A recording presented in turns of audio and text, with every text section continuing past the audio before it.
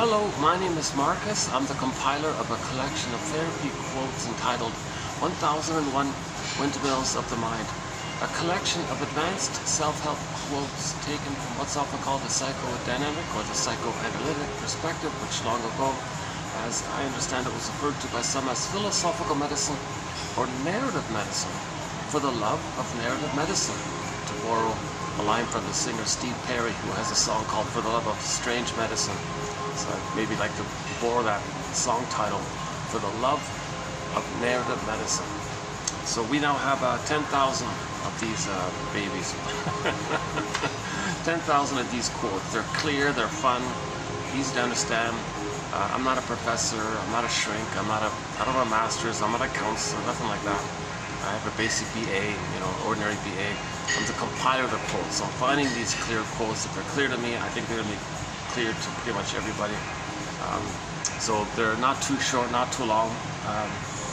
Sometimes they're very short like this. Sometimes they're maybe a little longer. And on average, we're posting 10 quotes per video. So we have 1,000 videos here times 10, so 10,000 quotes are here on this channel. And or for convenience, one can go to the link there, and for a minimal admin fee, one can get this entire encyclopedia. It's a virtual encyclopedia of insights from this psychoanalytic tradition. Now that fancy term just means know yourself, the know yourself tradition. That's all it means, know yourself. Psyche, soul, analyze, study, think. And a lot of these fancy terms don't mean, they're not as complicated as they might first sound.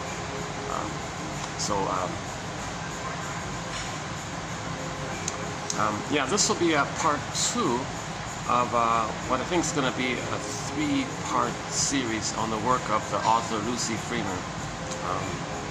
So she's not a shrink. I just discovered her a couple of days ago. She was a journalist, like a popular journalist for a major newspaper back in the 50s, early 50s or something.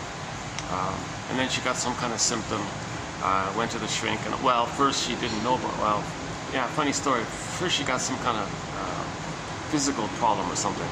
So she went to all the medical doctors. All of them said, nothing wrong, nothing wrong.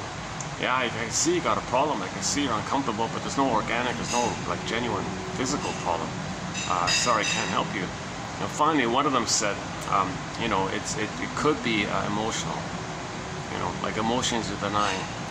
They turn inward on the body like that, and then you get a symptom. So that's generally the theory about psychosomatic symptoms. Capex explains it pretty simply, I think. Think back to the baby. If his needs don't get met, he's gonna be scared and in pain and angry and all this. So he'll cry and wail like this. So he's communicating to his mother, Mother, he didn't meet my needs. Mother, I don't feel safe here. Mother, what's going on here? I don't need food. I want to feel safe with you. What are you giving me food for? Don't force me. What are you doing here? So there may be a misattunement, a malattunement. Something's going on there. So the baby's going to communicate his distress, his fear, his anger, his rage, his upset, all this stuff. So he can only just, express it in his nonverbal behavior and his cries and all this, right? But it's relational. It's actually relational. It's from the baby to the mother. So it's outward like that. Mother, I'm calling for you. Like it's outward like that. That's sort of like the healthy direction of his life force communication to the mother. So it's like that, right? But if for whatever reason, old cunning tale, mother's not around, doesn't understand the signals, whatever's going on with her, I'm calling it the old cunning tale from Emily Dickinson. Her famous poem on trauma is that the baby had a great hope. It fell. You heard no noise. The wreckage was within. Oh, cunning tale that let no witness it. Baby had a great hope for this connection with the mother. Maybe sometimes it falls. For many babies, it does seem to fall. Okay? The wreckage is within. So his embodiment, he numbs it, freezes it, petrifies it, turns to stone, feels unreal, feels numb. Something happens inside. His authentic self, his beingness, his sense of self, kind of gets, it doesn't animate anymore. Turns to stone and all this. Think about the Snow White story. a metaphor for this. Okay, so Snow White is a metaphor for our beingness, our authentic beingness. Okay, so again, myths and fairy tales are metaphors for psychological trauma, inner dynamics. They're true on the inside, not on the outside. Oh, you're gonna see me distracted a number of times doing this video. I'm in a restaurant in a hotel. It's Monday, just the lunch rush just sort of finished. There's a little window here between now and then, later on. They told me some meetings are gonna take place, so I'll do what I can here. I might be able to do some upstairs. Let's see how it goes. This is a new venue, by the way, this hotel here. Some sort of experimental mode here. This is my second time here. The first time worked out well. They put me in the little room there, but now they said no, it's all reserved. And I had a hunch that would happen. When I first came here, oh yeah, you can use this place. And the manager said, no, you gotta reserve that special. You gotta pay for it, you gotta, all that kind of stuff. Some sort of the more opener area. Yeah, when the sky trains pass by, I'll show you the sky train. Oh, look at the sky, yeah. Blue sky today, yeah.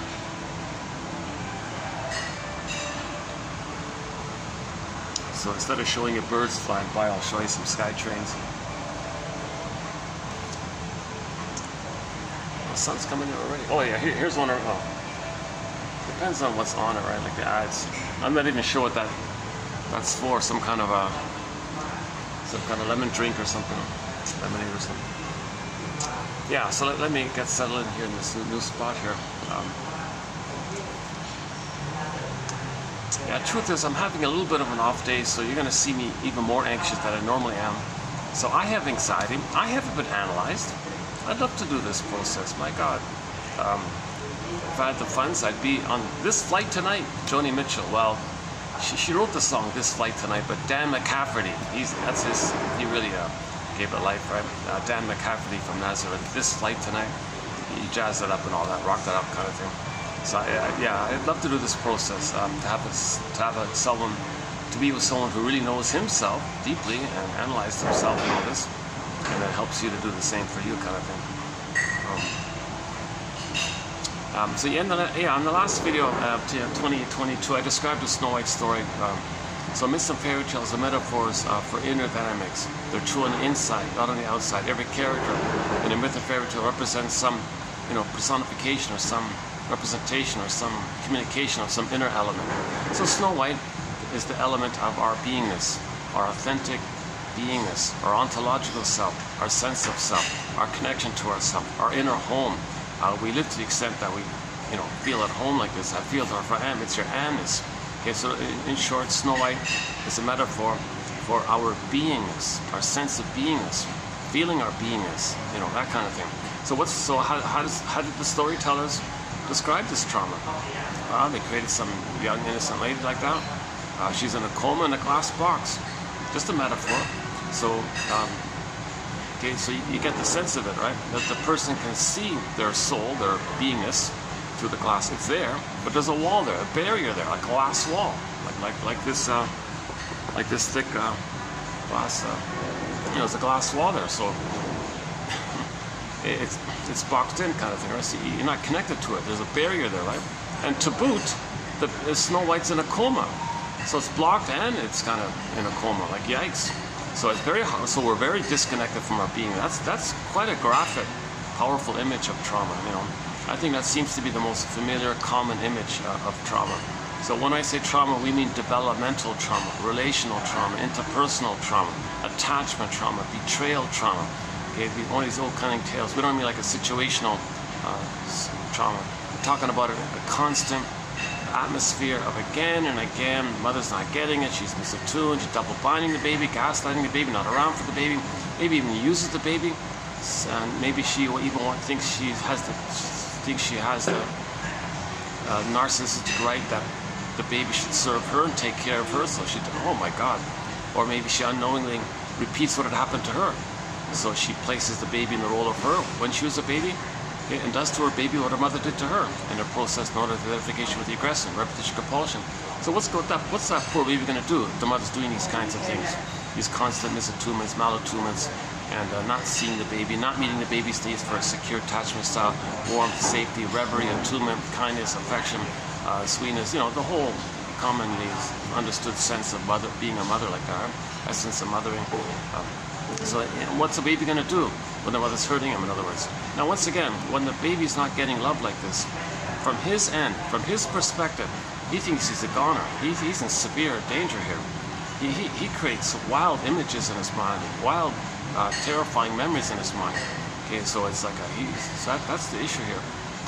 So anyways, what does the baby do with his soul when the mother's abusing him? Okay, so there can be child abuse in the womb, there could be trauma like that, or the relational after birth, right? What does the baby do? Well, first things first, as a desperate measure, he puts the soul into cold storage. Okay, so that's the image, so that's a variation of the Snow White one. So it can be like Snow White in a coma, emotional hypothermia, emotional coma, emotional catatonia, okay, or flash frozen in a cold storage. Okay, so a character representing our beingness is frozen like that in storage or whatever. And then to boot, it could be down a tunnel, down a cavern where the light is never shown. So it's far away from the person. I gotta have some of the fairy tales, it's like far away. Gotta travel there, travel like Odysseus, traveling here, traveling there. That's a metaphor. We're very far away from our beingness. The more traumatized the baby is, the more distant he's going to be from his beingness. The more he's going to I don't want to know my beingness. I don't know my feelings. I don't know my connection to myself. I'll be in my head with all these defense mechanisms. I'll create some scaffolding of false defense mechanisms. I'll create a false self, a mask, a persona, and I'll live my life through this persona. Well, what a sad state of affairs. So intellectualization could be there, or you know, making excuses all the time, lying all the time, the BPD amalgam. You can't make I statements, don't know what you feel. Okay, that's called alexithymia. You won't find words for your feelings. Why? Because your feelings are frozen. Okay, that's called athimoalexia, a greatly, an immensely underappreciated term. I think Merriam-Webster should make that the word of the year. To tell you the truth, make people aware of it. You know? Athimoalexia. It means, it's the original. It's a Greek word. It's been around for thousands of years. It means no feelings for your words. Like you have words, but you're not feeling it. Right? So it's kind of it interlinks. It's the same thing, right? So, or because you can't find your feelings, athimoalexia. What are your words for your feelings? Or you think you have words for your feelings, no feelings for the words. So that's quite a sad state of affairs. Because Karen Horney, one of our mentors, says, you know, we live to the extent that we feel. We live to the extent that when we say feel, we mean like primary feelings, basic feelings. Jeez, okay, maybe I'm gonna be distracted with some of these ads. We don't have a threat on advertising. Maybe in the future we'll get into advertising. And we don't have a threat on the whole LGBT. That's huge because there's a constant bombardment of this advertising, and so we haven't really touched those kind of areas. The only advertising code we have is that at this muffler shop, you're a somebody, you know.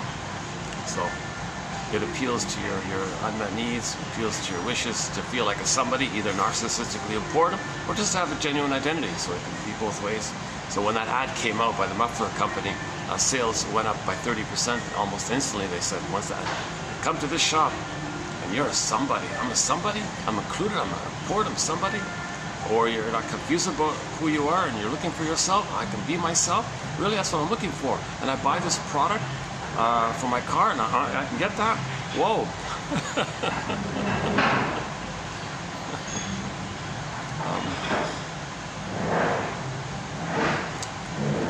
I'm having an off day. Like I didn't get a full rest. I'm not gonna deliver this video too well, so I'm gonna make a lot of mistakes. And but you know, the thing is, when I get quotes, when I get good quotes, like today, 23, I want to get them out. These are hard to find quotes, and you know, like there's only one copy of Miss Freeman's book I could find. And what if they withdraw it? So it's like jeepers. So I want to get the best quotes out before they. I noticed a lot of good books are being withdrawn and removed and all this. Oh my God. A lot of our quotes come from printed books, which haven't been digitized as well. So these are excellent, hard to find quotes. These are really sparkling quotes. I mean, well, I'm trying to pick the best of the best to the point where if someone reads 10 of them, the average, any person will, chances are, will find one that they resonate with or find of interest, kind of thing. It all sources back to Robert Bly's advice. He said to the men, "Dear men, read psychology, the study of the soul, psyche, soulology, the study of. Read psychology every day for 10 minutes. Forget." Now, when he says he meant like analytic stuff, or like get to that analytic place. You might start off with the self-help kind of, and the Enneagram. It's okay. You might start off sort of in that area, but get towards closer to the more analytic stuff, object relations theory, developmental theory. Okay, Grotstein, Ogden, Masterson, Horney, Guntrip, Solani, Rinsley, Horner, and there's a whole long list of analytic authors. That kind of area. They're the authors that really teach psychoanalysis. Right? We don't have Freud here due to the convoluted English translation, so don't worry about that. Jargon is kept to a minimum, or when jargon is presented, I'm choosing jargon that's clearly presented as best I can. So Robert Bly also says to the audience, you're going to come across some jargon to your audience. Please forgive it for its jargon. Will you please forgive psychology for its jargon, please? He was jokingly, beggingly pleading in a humorous way that please forgive psychology for its jargon. This is ballpark approximations. It's kind of like Rumpelstiltskin, looking for the right words here. So these are theories, speculations, clues, invitations for mutual exploration, hypotheses, guesstimates. We're brainstorming here. We're searching. We're exploring. We're detectives. We're being a detective here. The whole thing is about being a detective. So a kind of quote-unquote crime took place, right? Our mother hurt us and we froze our soul. Yikes. We got to be a detective to get it back, kind of thing. So these quotes are helping us to be this psychological detective, existential detective, emotional detective. Look at that, emotional detective. Yeah, because you can't find your feelings. They're frozen. Common image for the loss of feelings is the golden ball, meaning the radiance, meaning how our pure feelings kind of radiate and emanate from us. The metaphor is like the sun, it shines and all this, right? Where's the sun? The sun over here. Oh, there he is, yeah.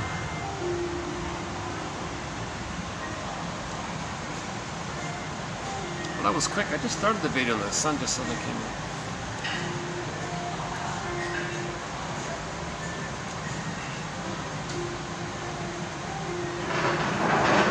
Maybe I should get one of these kind of stands where I can hold the... I've been holding this camera the whole time. Oh, then I can quickly show you the birds when the birds fly by. One advantage. And some guests over there. They're preparing for their party over there. So that's not a bad. Not a bad Monday afternoon here.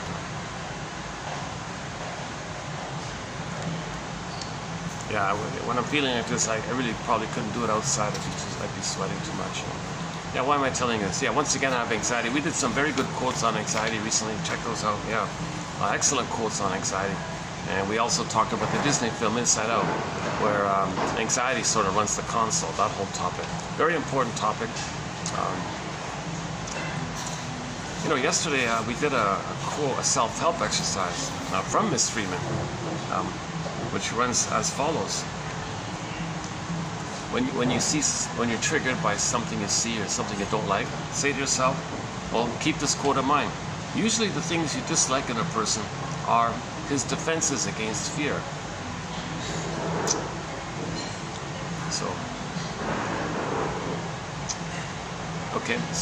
just quickly, think about something. Think of any interaction with somebody you know, or something you don't like about somebody, or something somebody did or said, some behavior or whatever. Well, that's their defense against fear. What they're doing is a defense against fear. They're acting out. They're doing something to get away from their fear. Now, your job is to think, well, what kind of fear? Well, it's an old childhood fear.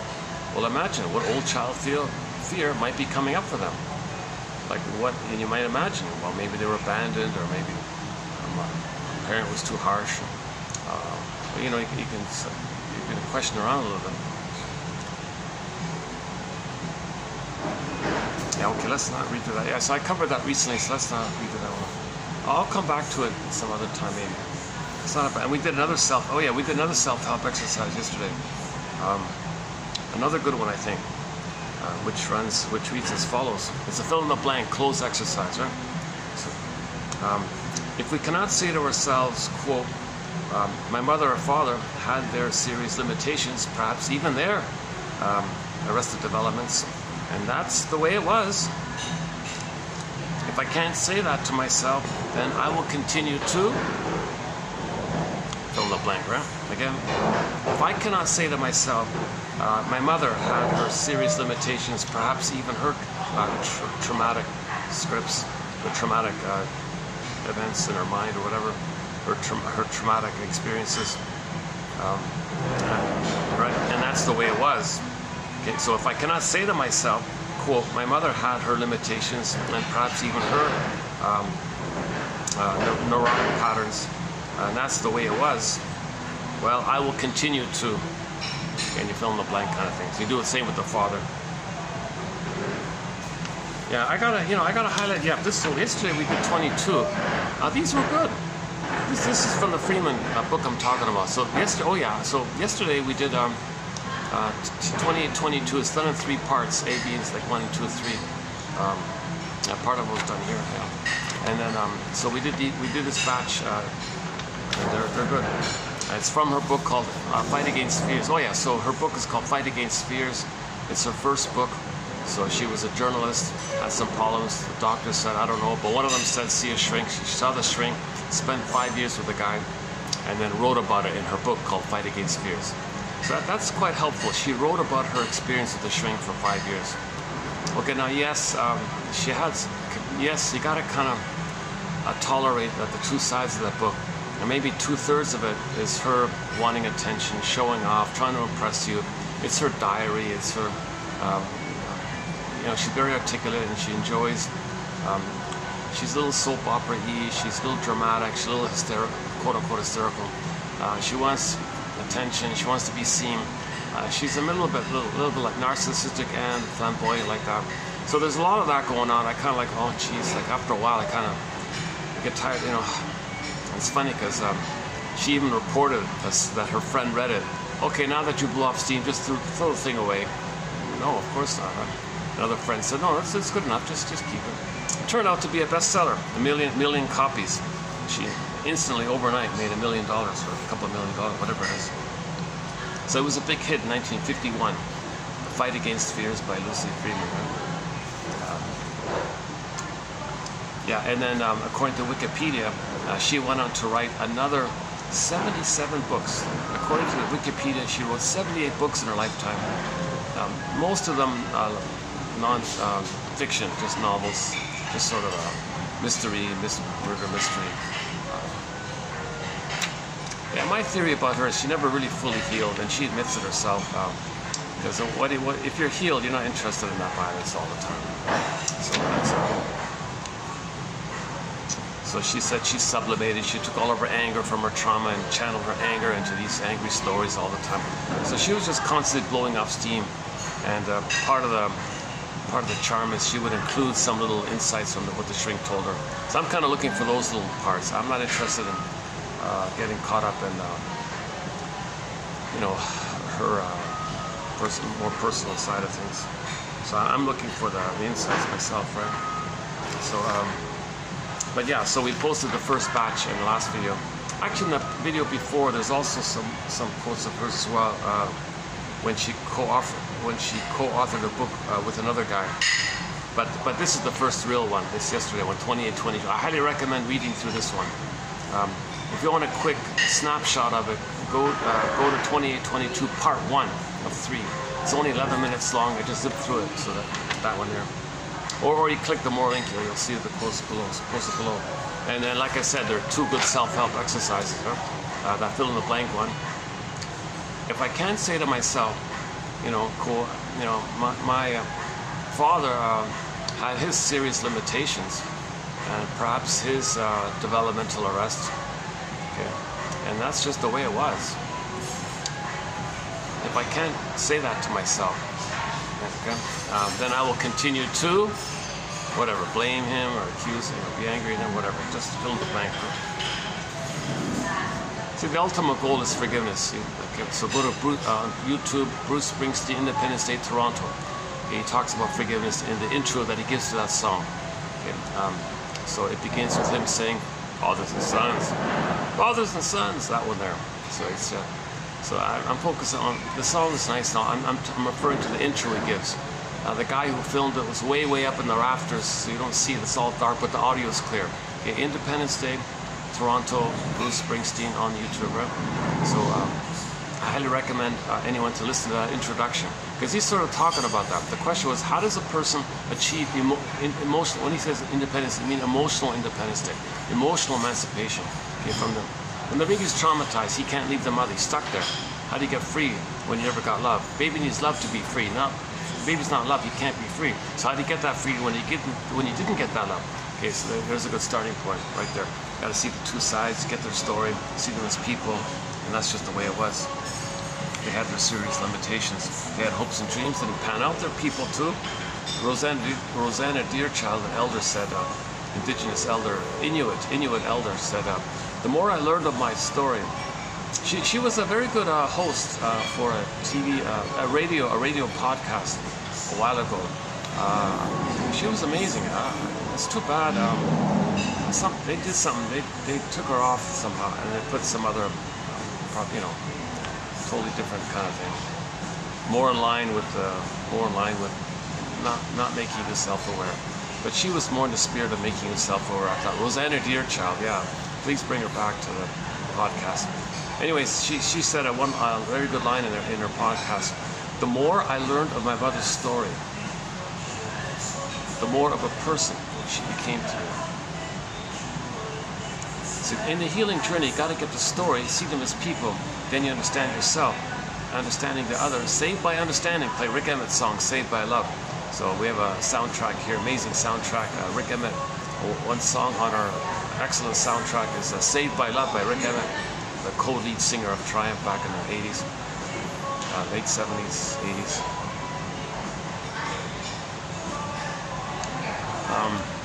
Not sure what this one is, but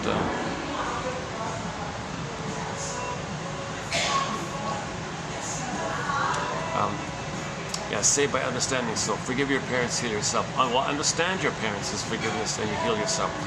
When you get your story and find out why they did what they did, why they, another good. One of my favorite quotes in this batch from yesterday is the one about the whys. So she was a journalist asking everybody why this, why this. You're always asking other people why. Shrink said to her, you're missing the one why that's at the root of it all. Oh, really? What are you talking about? I ask lots of why questions. Yeah, I know, but that's what I mean. You're missing the most important why that's at the root of all the whys. Oh, really? What's that? Quote, why didn't my mother love me when I was a child? Yeah, so that's, again, yesterday's quote. Your life is filled with whys, but never the one why. That's the root of it all.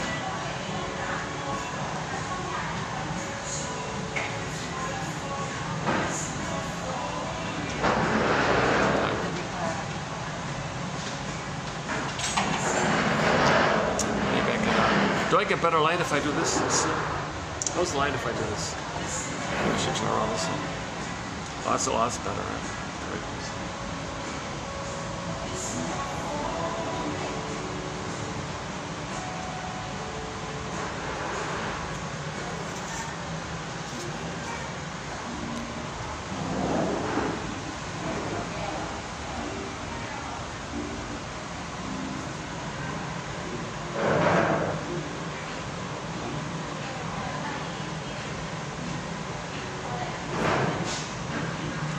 For the price of half a cup of coffee, yeah, so while we're here, for the price of half a cup of coffee,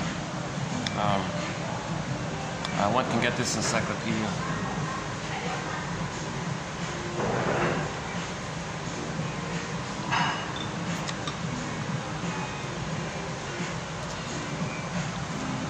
Actually, at this expensive place, it's more like a third. You can get 3 encyclopedias for the price of 1 coffee, pretty much. Is that right? Yeah, I think so. Yeah, a third for the price of a third of a coffee. This place is very pricey. This is the priciest place I've been. It's right on the SkyTrain. Yeah, that's part of it, I think. All these hotels are near the SkyTrain. I don't know what it is about this place in particular, but this is really pricey. This place, jeepers.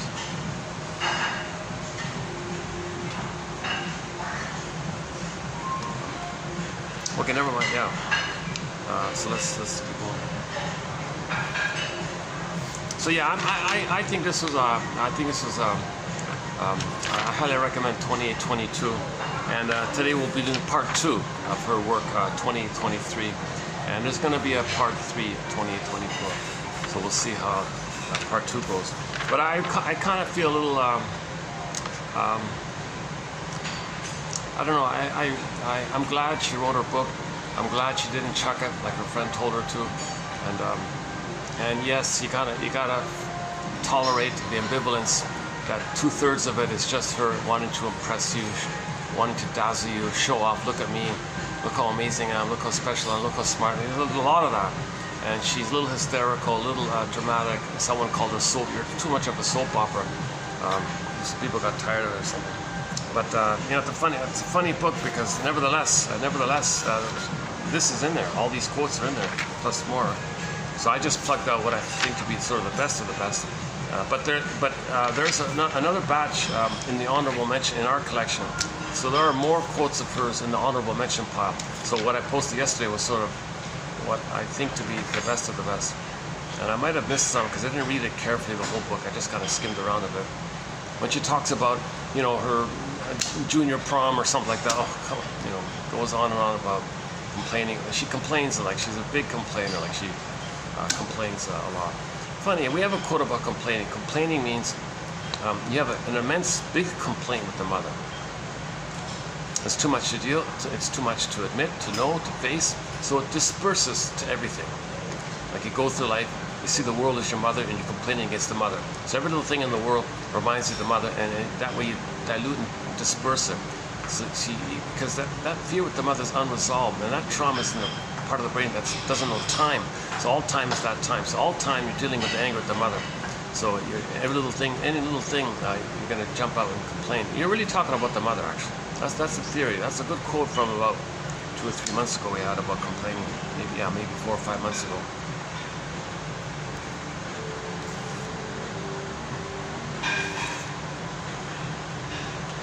But the strength of Lucy, she's a clear writer, like she's articulate, like she's clear. Like for example, like what's a neurotic? Well, a neurotic is one who matures physically and cognitively, but not emotionally. Simple, right? Okay.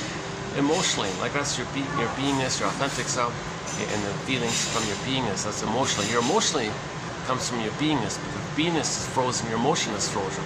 I feel there for am, so it's kind of linked. So there's your arrested development, stunted development.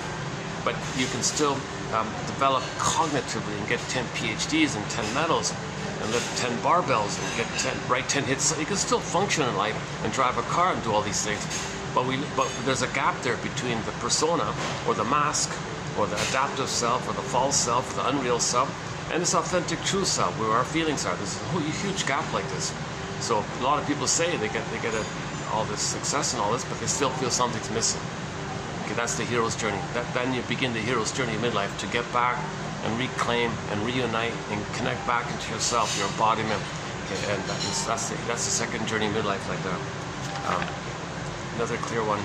Yeah, so know yourself. Know the child within us as well as the adult we've become.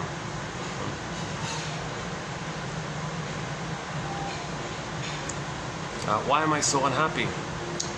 She asked the shrink. Well, because you felt you weren't loved in childhood. She sarcastically said, "Oh, is that all?" "That's enough for anyone," the shrink calmly answered. Oh yeah, she even reports how snappy she is and how quickly she flies off the handle all the time. And like she's very sarcastic, she's very witty and bitter banter like that. Not all the time, but I'm kind of surprised. So I think she kind of got, maybe there's a kind of some kind of a narcissistic addiction to blowing up steam all the time. You know, we do have that theory about the narcissism. So yeah, so clearly so clearly she's dealing with narcissism, obviously.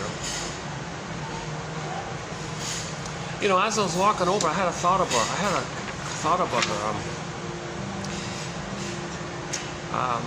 yeah, this is a little edgy here. So why is she so like why? Like here's a brilliant. Okay, she's considered like in the rich, one of the top 1% families or something, right? Like she comes from a gajillionaire family, billionaire family, and all this, right? So mansions and yachts and luxury living and condos and houses, travels, luxury clothing all the time. You know, the mother's buying her diamonds every so often. You know. So anyway, she had a very luxurious, extremely wealthy life and all this. And there were no disappointments. Like all the tutors were nice to her. Everyone was nice to her. Everyone got all these special treatment. They got all this silver spoon. She admits she got unbelievable. All these nice things are constantly being delivered to her because the father was a big shot. He might have been like really up there. I don't know. It's funny about that because I found it by accident when I wanted to know who her shrink was. I just typed in, "Who is Lucy Freeman's shrink?" Like, because she praises. The shrink she discusses in the book sounds quite impressive, so I was kind of curious who it was. She said it was some famous guy back in the 40s and all this. I was thinking, who is it? Like, I can't identify, like, I don't know, right? Like, Carl Rogers? No. That Menaker, one of the Menaker guys? No. Burglar? Well, I consider burglar, but no, but something else she said ruled him out. It wouldn't be him. So who was I just curious, I typed it in. So who was Lucy Freeman's shrink or psychiatrist or whatever? And then one of the entries on the first page was some conspiracy theory book about the blue blood, all these blue blood families. So one of these books about like that, how the certain bunch of families rule everything, control everything. So, but her name isn't. Why is that showing up with my question? Like, how did that come in? So I just opened up the book and just quickly, and the author of the book said, "Oh, the world is ruled by a bunch of families, all these top million families, whatever it is." And he theorized, and he was trying to identify who are the key top of the top families. So he listed like 15 or something like that. I forgot. I didn't even read. I'm not interested. So Snoozeville, I don't want to read them. Some people might like it. It's interesting. Yeah, a lot of famous names, like DuPont and all the regular names you hear, Rockefeller, so all those kind of names, right? So, anyways, I didn't know, but and a lot of names I'd never heard of them. Like I don't know any of these names. But one of the names in there is the Freeman family. What? And she said, and then he lists in there. So I read that chapter on that family. And he includes her, the author of her self-help book, in his little biography there. You got to be kidding! You mean this snippy, narcissistic, neurotic, brilliant, yes, articulate, yes, witty, yes, but bitter and hostile and mean and can't love. She says it 100 times. I can't love. How do you love? I don't want to love. I want to love. That kind of really, you consider her like a so-called. Well, member of the family. Maybe not all members of the family are, but she, according to that author, that family is included in the top one, etc. So I don't know. So maybe that's why I thought she got all these. Everyone has handled her so carefully, and everyone was giving her easy jobs, and she could fly there and interview people, the top people, and all this, and she got all these plum jobs and fun little things. And, I thought, well, how was this happening? And even the shrink was so careful, like he was so tolerant, so never upset her. Kid gloves, everybody was kid gloves around her. Everybody was very delicate around her. I thought, this is odd. Like, no one's really helping her like this, but everyone's afraid because the father is probably somewhere in that thing. I'm not sure. I don't know. I don't want to enter that discussion or something. Oh yeah, okay, hang on. So I was trying to understand why she never really healed. She had 4 shrinks over her lifetime, they said. So she was in constant analysis 3 times a week, went to the best shrinks. Okay, one was Clara Thompson, I think. And she names the other one, I forgot the other one's name. But she's a big name, Clara Thompson. And then the other ones. I thought, wait a minute. You got infinite money, you got infinite opportunity to get the best shrinks, and you're getting the best therapeutic feedback, and you're still writing all these violent horror movie stories. Not totally, but the focus of her writing was all this rage and murder stories and all this. And she wrote 70 books like that. Like constantly writing all these violent stories. What is it with this violent? Like, what is it with this? And I thought, wait a minute. And she did talk about the intensity and the fusion that she experienced with the father. Now, it turns out that father was a very rough guy, tough guy, and all this, right? Like a gangstery kind of guy or something, like way up there in the top hierarchy or something. So it turns out he was quite a powerful, forceful, kind of aggressive kind of guy. He was a constant womanizer, and women were calling him all the time for favors. And so he was living this decadent, aggressive playboy lifestyle or something. Anyways, but she was immensely bonded to this guy and all this, right? And she said how she mimics him and imitates him and likes what he likes and thinks like him and does things like how he does, and like they're very kind of one like that and all this. She said, and he's, so she was a little too close, like too symbiotic like that. So wait a minute, okay, that maybe now we're getting somewhere. So now this is not in the book, I'm just speculating here. So if that father received that very cruel procedure, the CIRC, fill in the blank, fill in the blank, fill in the blank. That's a very violent thing to happen on a little boy like that. So if the daughter's not going to have the same mind like that, she may pick up and internalize the wiring of his memory of that, and then maybe she's enraged like that. I'm just guessing. I'm just kind of guessing like that. So that's a severe violence to take place on a poor baby, that kind of procedure. So, and then that's the only thing I can think of. Janov might say, like she had no like other kind of traumas. Like she looked very healthy, athletic, and it doesn't seem like there was any kind of birth trauma or prenatal trauma. There wasn't anything like that. It seemed to be the absorbing in of the neural wiring of the father, and she meshed with him and wired in her wiring of his wiring through the fusion because it's too intimate like that. So then she picks up that kind of memory like that. So now she's dealing with the memory. It's as if she's acting out the false memory that she received the CIRC. And that's immense violence like that. That's just a speculation. That doesn't mean everybody who gets the CIRC procedure is going to be violent. That doesn't mean like that. It depends on other factors. I'm just guessing here. Why this obsession with why that kind of obsession?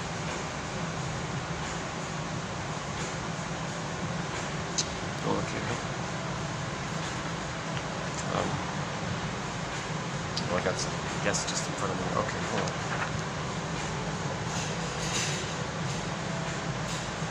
The hand that rocks the cradle rules the world. Women bring love or hate to the world. That's another good liner of hers. The hand that rocks the cradle rules the world. Speaking about power, right? Women bring love or hate to. So if the mothers love the baby, there's love in the world. Mothers reject the baby. Okay, there's hate in the world, obviously. So the women are doing this, but we got to understand why they're doing it. Back to the why. Why? Find out why the mother's betraying so many people. Why are so many mothers betraying the baby? Oh, cunning tale. So yesterday we talked a bit about that. All the list of whys. Okay, repetition compulsion. Okay, seeing her frustration with the mother into the baby and thinks the baby's her mother, and fighting with her mother, seeing the baby, using the baby as a proxy of her mother. What a disturbing, oh, cunning tale. The baby's not the mother's mother that she's fighting with. Nor is the baby her in the nursery, which she can shame because her mother shamed her. So there's a whole list of cunning tales like this. Yeah, a quick one-liner for this is that film, Now Voyager. Now Voyager. The woman said, "Oh yeah, it's my right. Mother's rights." Oh my God. The shrink had to stop, put a stop to that. It's not your right to make your daughter be your mother. You know, it's not your right to do that. Oh yes, it is my right. Mother's right. It's my right. Oh no, it's not. Your daughter has the right to be herself, to find herself, to be her personhood, to find who she is and all. She has a right for that. No baby is born with the duty to be a mother for their mother. No, it's my right to. So there's a conflict there. So that's a key scene. Yeah, Now Voyager, for a 40s film. Not the whole film, just that scene, the staircase scene with the shrink, Dr. Jackwith, confronting Mrs. Vale, who's abusing the daughter Charlotte, played by Betty Davis. Yeah, Betty Davis played that one. Yeah, she did a great job. Yeah, she did a great job in that film. Yeah, she was good there. Yeah, great actress.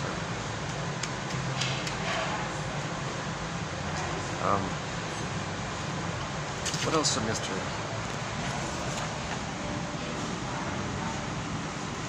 Yeah, here's a good one by Miss Freeman. Yeah, anxiety was my unseen albatross.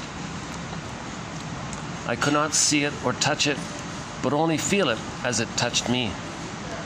It created the feeling of being driven, not knowing why I did things, but only that I must do them.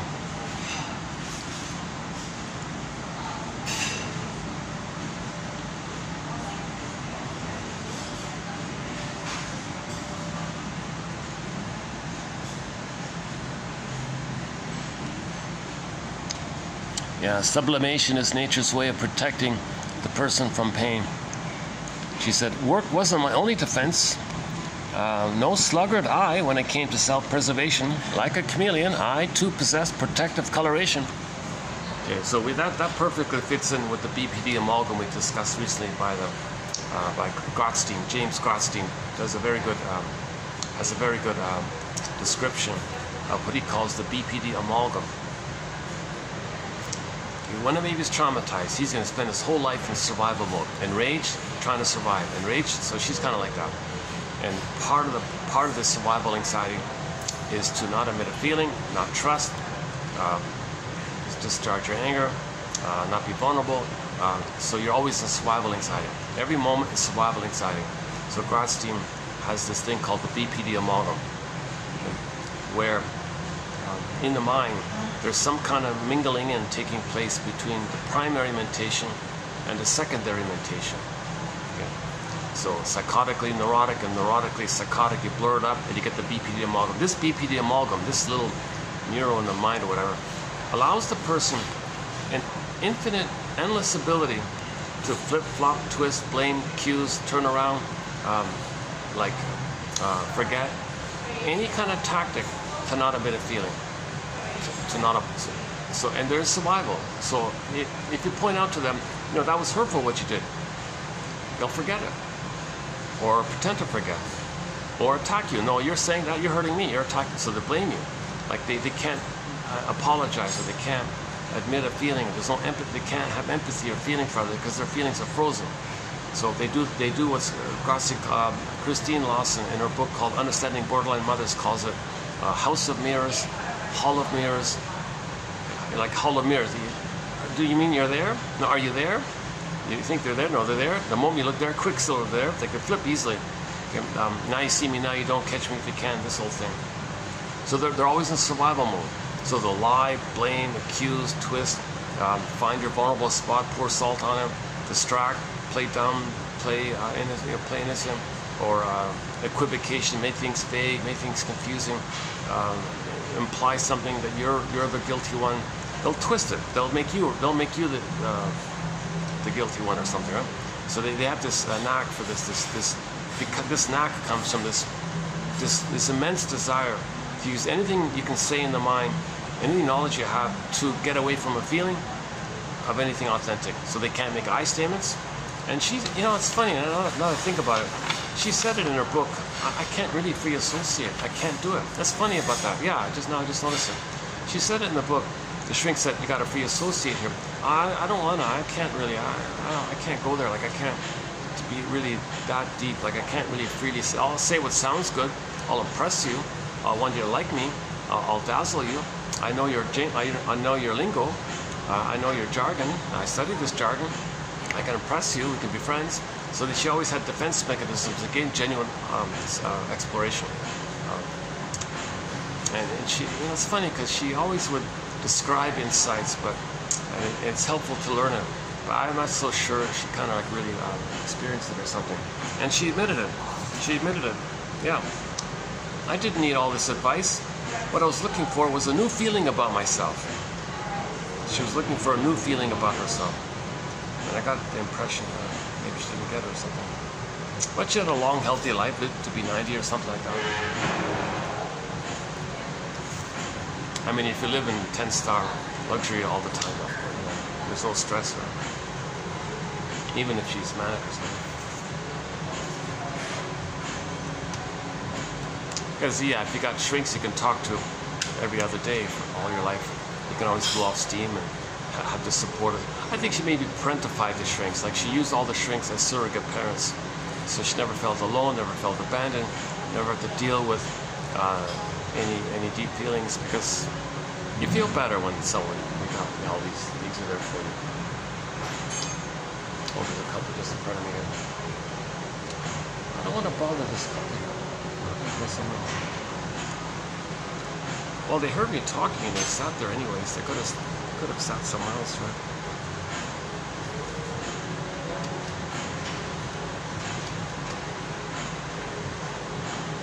Hold on a second.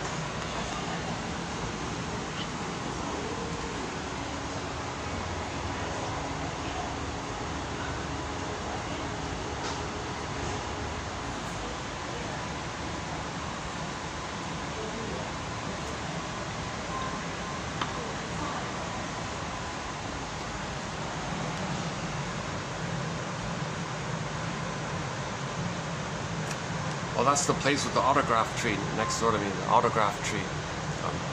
There's a tree near here. There's a sign on it that says autograph tree. But it won't give you its it won't give you its autograph, stubborn tree.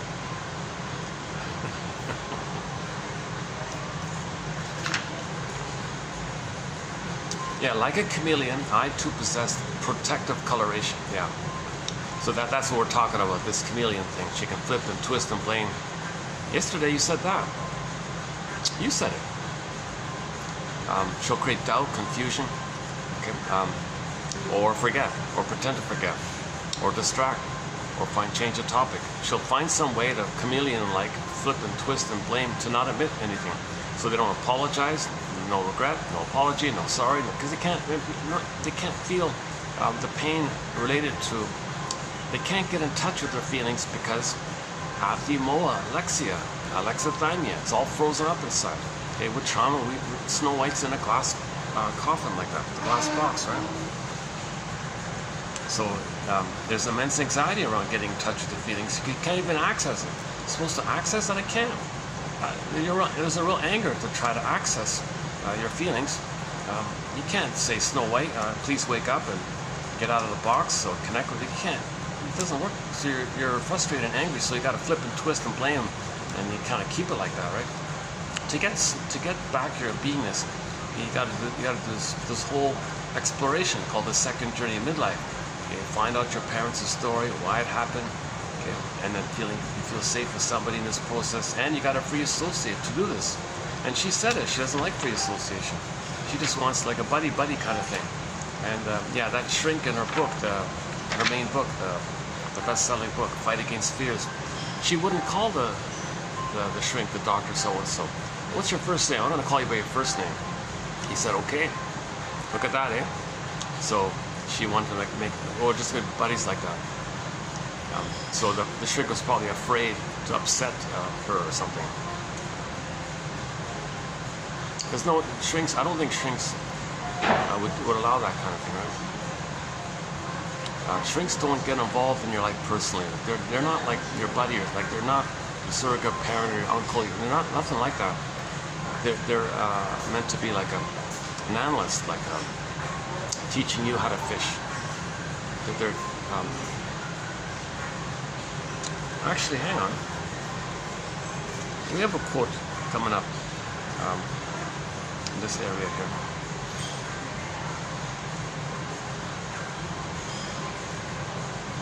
Is it here? Hold on a second. Oh no, I don't have it here. Okay. Oh, maybe.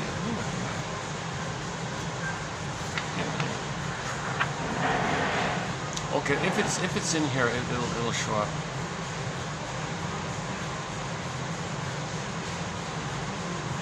I haven't done any kind of preview of it yet. Well, I got a quote either today or tomorrow, kind of making it clear that. Oh, here it is. The first. Yeah, here it is. Here, the first one. The first quote from today. It's right here. The analysis is not indulgence.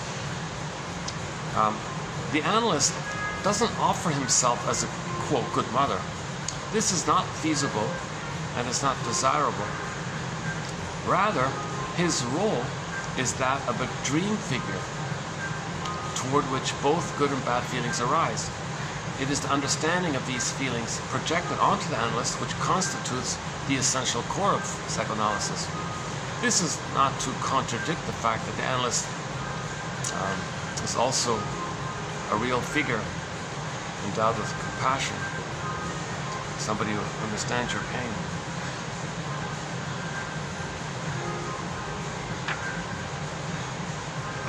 Hold on, I think I missed something. Hold on a second, give me a second. What happened here? I think I did a printing mistake here.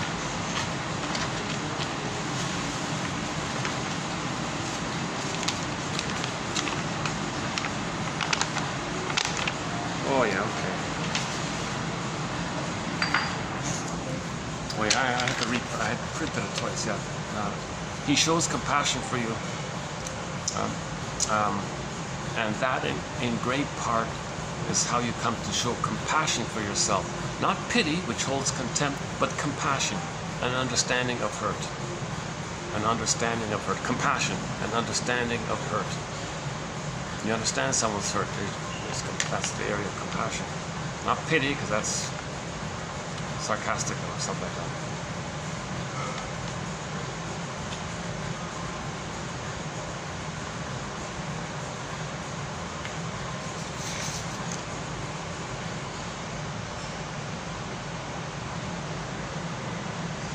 What happened? What did I do here? Hold on a second.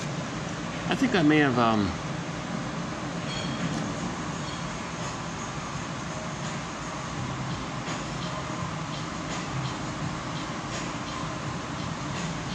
okay, I know what I mean. Okay. It's too many. I went over the limit there. Space.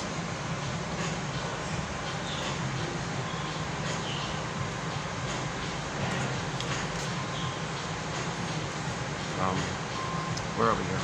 Again? Yeah, so although she might say she doesn't do it, she's very personal. They have a and her excuses.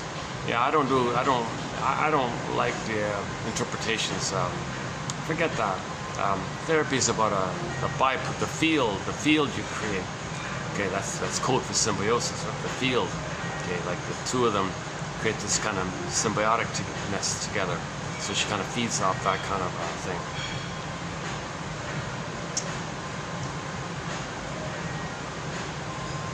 But the genuine analysis, yeah, she's right. You interpret your projections, and you see that how you're treating the people in the present is just a replay of what happened in the past. So you notice this transfers.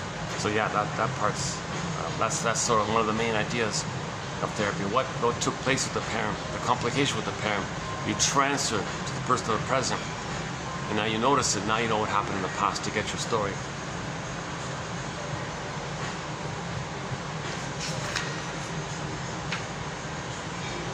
Hold on a second.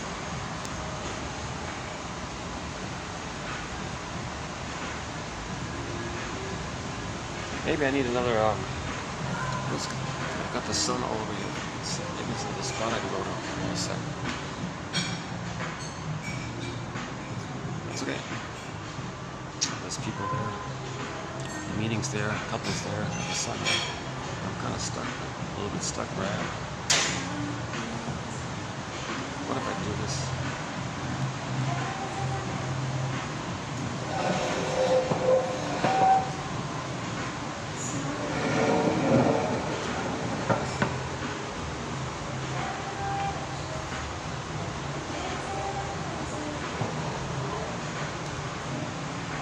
That's better, right, with the lighting? Yeah, okay, let's do this.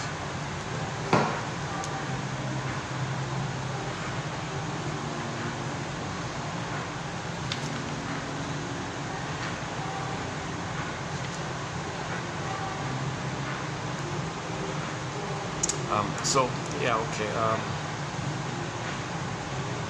In the last video, we talked a little, in part 2 of the last video, we talked about the secure attachment style, the 5 parts. Okay, the symbiosis is needed, the blissful oneness is needed, the now voyager phase, the world is my oyster phase, okay, and the uterus time has got to be paradise in the uterus, natural birth. We covered those kind of 5 parts there. That's an important part. In many of the previous videos, we talked about repetition compulsion, where you reenact in the present a theater, like a as-if melodrama, okay, of the problem with the past, so you can know the problem with the past. So you symbolically reenact, you restage that problem with the mother in the present, with somebody in the present, and that's how you know the past, called transfers. And the thing that causes this transfers is a thing called repetition compulsion, when it's trauma, where you repeat, hoping to still get those needs met, because that repetition compulsion doesn't know time. When the baby's traumatized, that's in that brain there. There's no time, and all the child's energy and life force is fueling into this timeless memory. Okay? And then it's a relational memory of baby cried for love, mother said no. Baby cried for love, mother said no. Okay? And there are 2 ways this reenactment can take place. Okay, so imagine a record, a 45 disc record, and it's called the one song, "Cry for Love." It's the memory. Baby cried for love, mother said no. Okay. Every neurotic is a music enthusiast, but he only has this one record, which he carries with him everywhere he goes. Every time he sees a turntable with never-ending fiery ardor, Berkeley says, he spins off that tune. Meaning, in the new situation, he's going to reenact what's on that record. What's on the record? That memory. Cried for love, mother said no. So he's going to replay it. So the more benign ways he plays himself, he expects too much from others, gets disappointed, the way he was disappointed in childhood. Or the more disturbed ways, he finds others to play him. He plays the shaming mother, sees the other as him crying for love. He's the mother who says no to him, so he's the one who says no. The other person is wanting love, so the behaviors he's saying no to the other, because the other is the proxy of him wanting love. So, okay, evocation of a proxy. It's too painful to play himself, so he finds others to play him. He plays the mother, seeing the other as him crying for love. Him being the mother says no to him, he says no to the other. So he's negative towards the other the way his mother was negative towards him.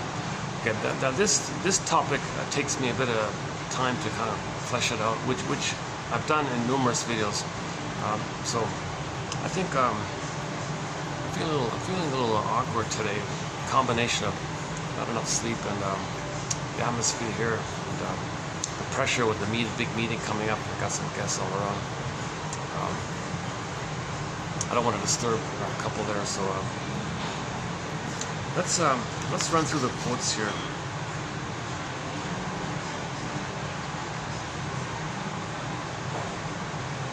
Yeah, what I said earlier about why Miss Freeman writes so many violent novels.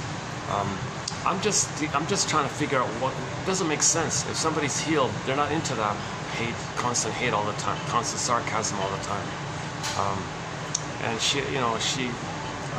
And another clue is she's very impulsive. Like when she gets married, it's like instantly, oh, you're the one, get married. Okay, big honeymoon, breakup, same thing again, same thing, that kind of thing. She does this kind of impulsive. The way she describes herself as this hypermanic, like she lists her schedule, like she tells you her daily life. You know, this time I did this time I did this. Like she's like every minute manically busy doing some manic activity. Doesn't really relax, it seems. And then she'll joke about it and talk about it at the same time. So she's using humor as a what they call a mature defense. So if you got a problem, you can make jokes about it. The problem doesn't change, but you blow off steam with the jokes. So she's sometimes humorous that way. But I'm just mystified that 4 top shrinks. I think she said she had 4 shrinks. The 4 top shrinks. Well, either she's not reporting them, or maybe she deliberately chose shrinks that wouldn't go too deep, like these interpersonal types. You know, the feel-good type shrinks. You know, you're kind of limited that way, right?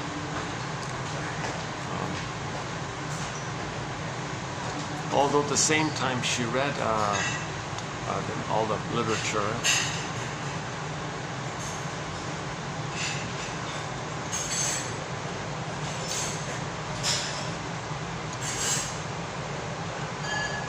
So, is there any kind of wound that's really so hard to deal with, right? And the only wound, the only clue I have so far is what Janoff was talking about, Arthur Janoff, in the primal therapy thing. He did talk about the CIRC primal thing, that there was one guy who kind of managed to relive that kind of thing. So she might be trying to do this kind of catharsis, but it's not a genuine catharsis. See, what she's doing is blowing off steam. Blowing off steam is not genuine catharsis. You got to feel it yourself. But here's the thing: it's not her memory. Like that's the symbiosis. But she adopts that wiring as hers. So it's as if she feels like that's the horror of it all. How does a child unblend and have their identity when they never got the luck to do so? And she doesn't talk much about the mother in the first book. Maybe in the other books she did, but I noticed that with some of these female authors, they're always obsessed with the father, expect too much from the father. They say barely any. Windmills like that. It says nothing about the mother. Zilch. It's always this obsession with the father and all this. Okay, that's a clue that when a daughter has a problem with the mother, they transfer all their needs for the mother onto the father. The father can't meet those kind of needs that only the mother can provide. So she's enraged at the father all the time, blaming the father all the time. So he's taking a lot of slack for what the mother failed to do. So fathers try their best in all this, but they can't go along with any kind of disturbance with the mother like that.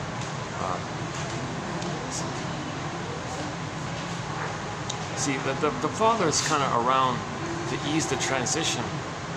As when the daughter feels safe with the mother, she separates from the mother and then hangs out with the dad kind of thing. But that relationship is nothing. It's more like playing ball or like education or doing. It's nothing that close that the daughter would have with the mother in the earlier place in the first year like that. Right? The father doesn't do the feeding, the breastfeeding, nothing like that, skin to skin, that kind of symbioticness. The fathers are not meant to be symbiotic. Yeah, there's a clue. The fathers don't establish symbiosis with the daughter. That symbiosis is only mother-infant dual unity. That symbiotic period is only with the mother. The father cannot do that symbiotic. And a lot of women who are enraged at the father, they're kind of get that symbiosis. And I think that father and her were kind of a little bit like that. And of course with that is the immense rage, because it's never the real.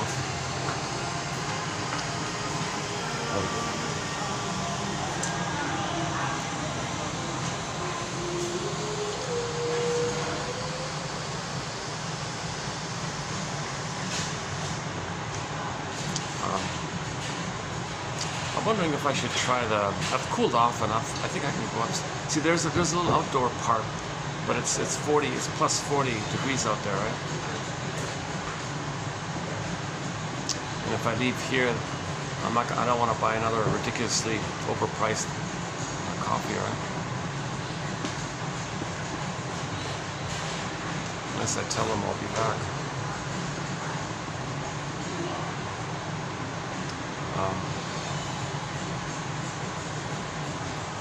Yeah, let's try that.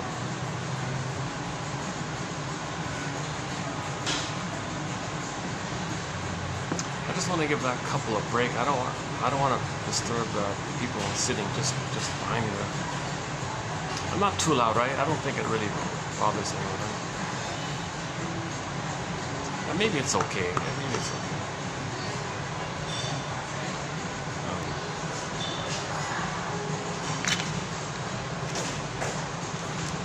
Okay, let's just read the quotes then. So we read the first one already. That she knows it. She'll tell you what it's supposed to be, but I don't think she does it herself. Right? The analysis is not indulgence. The parent doesn't play or is there to make you feel. But her relationship with the therapist, we're sort of in that mode.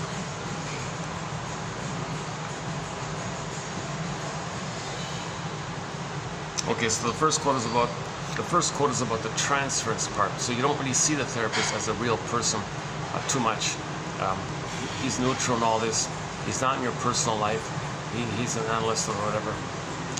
But that setting of the two people in the room, he's going to be the quote-unquote dream figure, meaning you're going to see him from your past, because there's a need to repeat the past.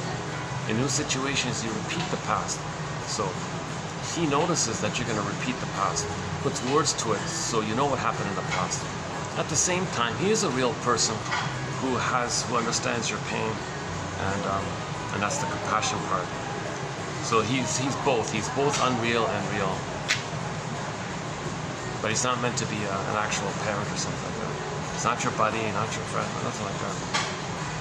Now, if somebody needs that kind of thing, they do what's called supportive therapy. So they're like, I don't know too much about that.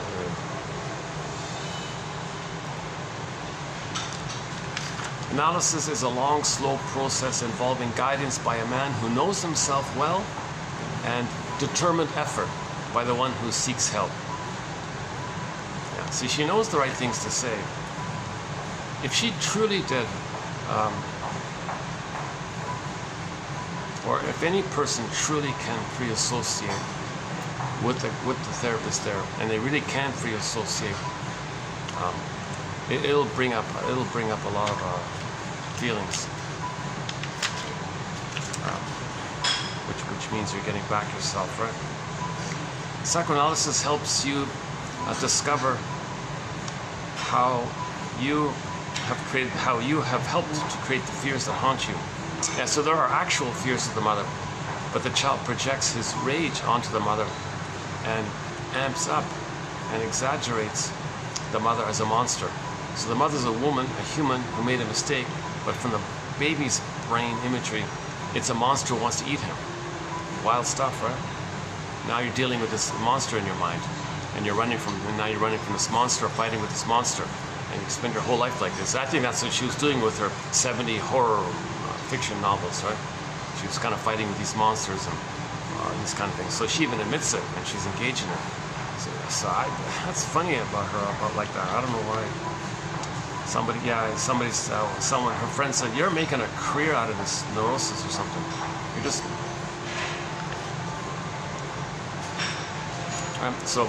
They're one. The baby and the mother are merged. They're symbiotic. So how the baby thinks, how the baby feels, the mother feels. The baby needs, the mother needs. It's all one like that. So if the baby's enraged, mother's enraged.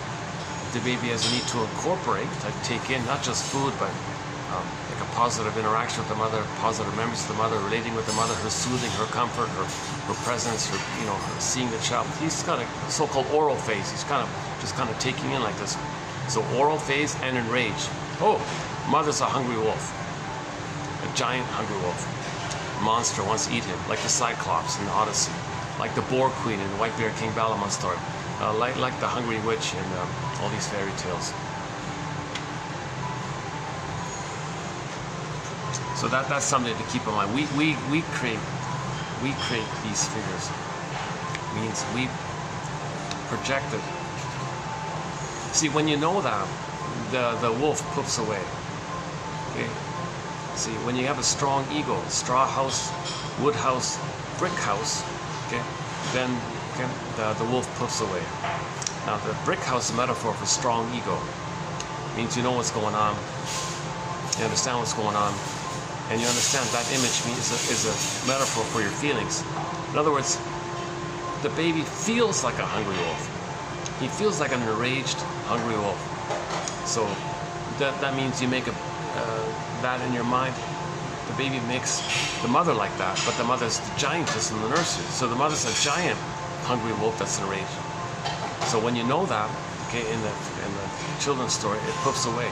So again, Mr. Fairy Tales, again, metaphors for.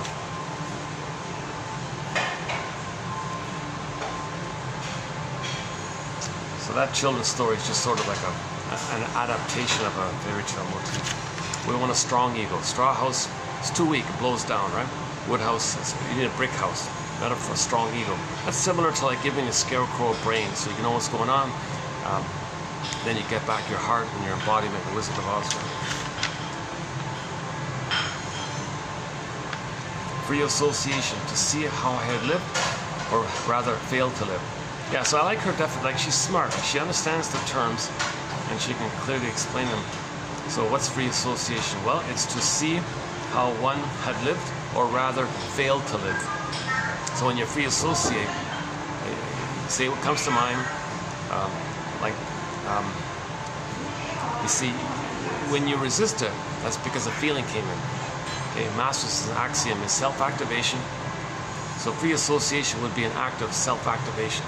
Okay, being honest with yourself, saying what you really feel, what really comes to mind. What really comes to mind when you said that? Like what really, oh, no, I can't say that, it's too embarrassing, or you shut off, or I don't know you, I can't say that, or too much anger, or too much feelings around. So self-activation triggers this immense fear, and then you defend against by changing the topic, make some excuse like that.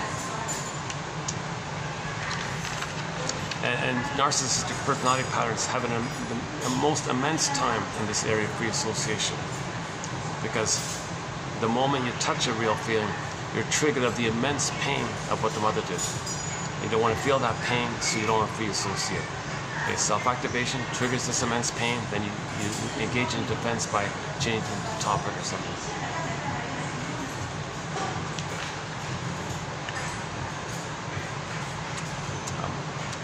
Someone said to her, you have been running so you wouldn't meet yourself.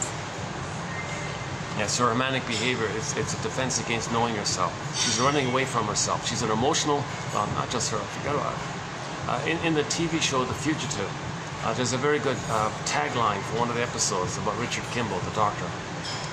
Richard Kimball is a fugitive from the justice he seeks. So the guy's innocent, but he's running all the time. A metaphor, the baby is running away from his mother while looking for her. What a conflict. He's running away from his mother. He felt guilty. He felt like he committed a crime. He's defective, something wrong. Couldn't save the mother. Couldn't please the mother. Didn't get mother's love. He's guilty, running away from this pain. But he still needs mother. So he's running towards the mother while running away from her. So this manic behavior is this running away from mother, and while you're running away, you're looking dreamily for her. So you can have some imagination of some perfect, the one, you're searching. It doesn't exist. Can you hear yourself talk? Can you feel the drama in what you say and the way you exaggerate? So soap opera. She exaggerates endlessly. She's trying to be witty. She's trying to be funny. She'll take a little thing and create this over-the-top, ridiculous exaggeration in her attempt to be funny. So the shrink said to her, "Can you hear yourself talk? Can you hear the anger in your tone? Can you hear it? Can you feel the drama? Can you feel the anger in the drama, in the way that you exaggerate?" Yeah, here's a good one. Unhappy adults live and die with the same feelings they had as unhappy children unless they face themselves. By the way, these quotes, she's quoting from the shrink, like she wrote down what the shrink said, so she's not saying it herself, although I'm putting her name there because I don't know the name of the shrink. So I could put like quoting unknown or something.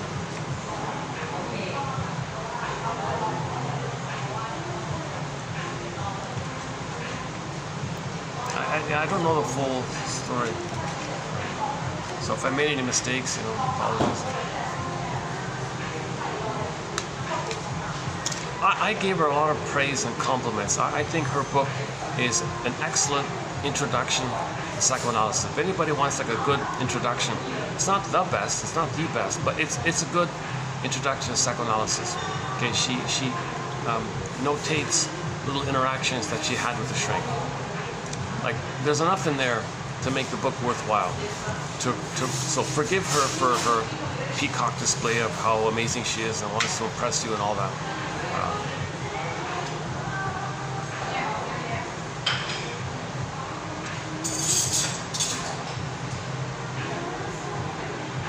So it's the need to be seen, right? Need to be seen. A lot of us to be seen. Okay. Oh, sorry.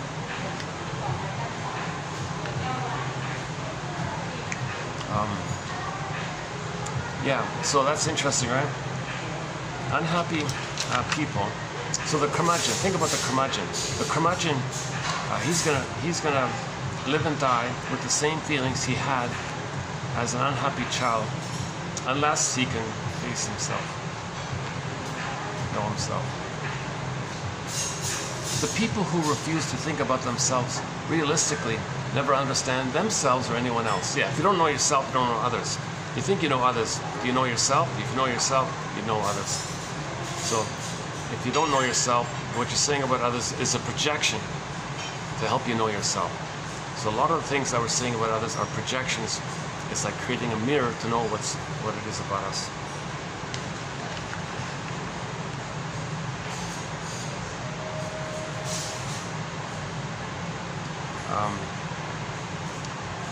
Okay, I forgot it's this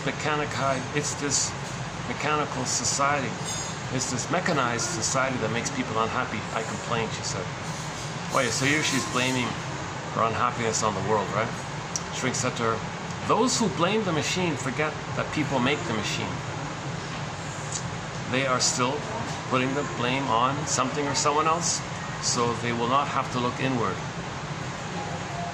So despite her being a celebrated, glorified expert on psychoanalysis, I kind of get the feeling she didn't really do it herself, you know.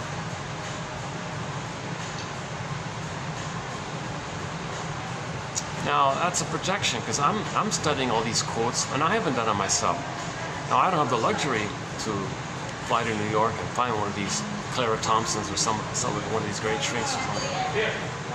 I would do it. I would free associate. I want to, let's cry this out, let's get this out, let's admit this. I want the story, I want the dreams, I want to report the dreams, I want the interpretations. Let me see.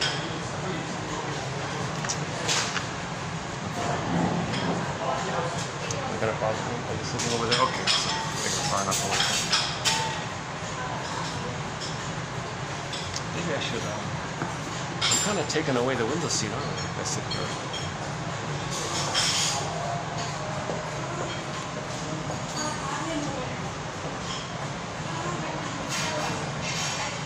Let me zip through them. Let me just zip through them, and I'll continue outside somewhere.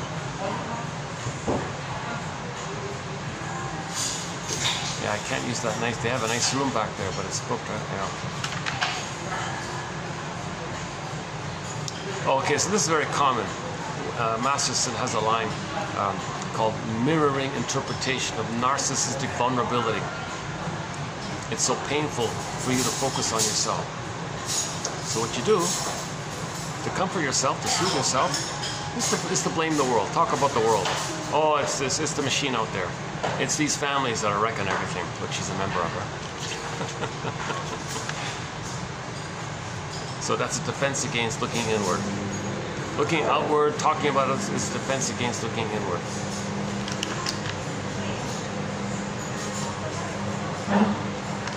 I had oh, she's lowering the thing there for me. Oh, okay. Oh, okay. Hang on. Huh? Okay. Oh, I just take this door. Okay. Okay. Thank you.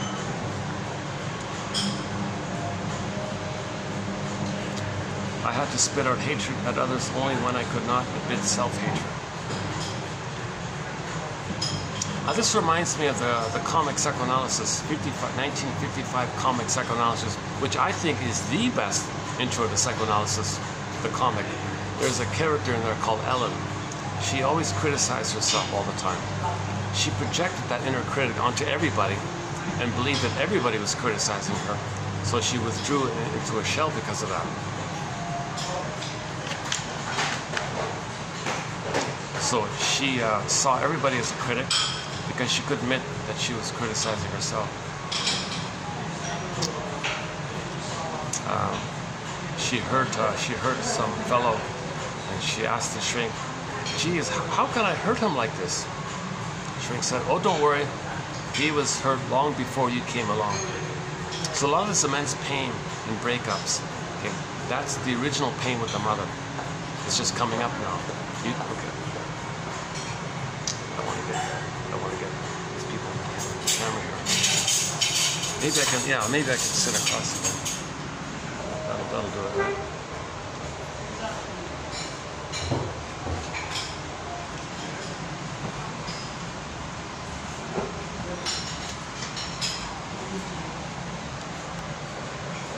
Okay, I don't want to get that. That's better, right? Okay.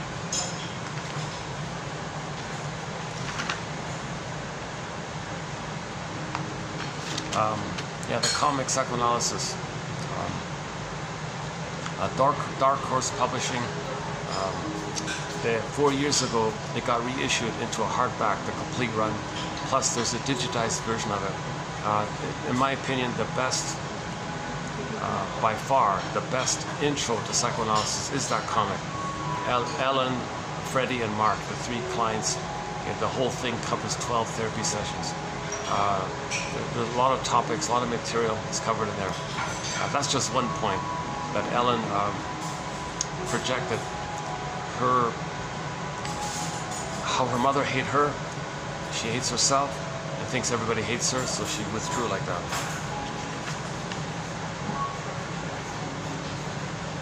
Oh, how can I hurt him? He was hurt long before you came along. Yeah. So a lot of this intense, passionate, romantic stuff, infantile love, transference love, puppy love, infatuation, love at first sight. A lot of this is a great bedazzled excitement. That triggers the symbiosis with the mother. So when the baby was one with the mother, he was symbiotic. That symbiosis is a blissful, ecstatic kind of feeling, they say.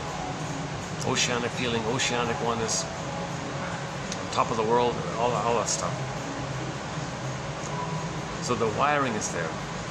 Now it's frozen, but it's still there. The memory's still there. There was a time, even if it was just in the uterus, where they were paradise, okay, Garden of Eden, some kind of blissful state. But it's frozen. But it was there. If somebody later on you meet has a psychology mind, kind of like close enough to the mother, then your wiring flares up. It will flare up. Okay. Now, embedded in the flaring up with the wiring with the mother is that blissful oneness. So now you go, whoa, that person there. So you transfer, in effect, the mother to the partner, and think the partner is the mother and the bliss you felt with her. That's called transfer stuff. So now you see, in other words, you see the partner as an emotional reincarnation of the mother in the past. Okay. So you don't even know that person, right? Like her shotgun, her instant marriages and all this. You barely knew the guy. Oh, he looked like my dad. I want to get married. She had this infatuation with the fellow who looked just like her father. Same gruff exterior, same. She describes her father as like a rugged Hollywood actor or something. And this guy she met was just like, to a T, looked just the same kind of thing. So she was, wow, spellbound with this.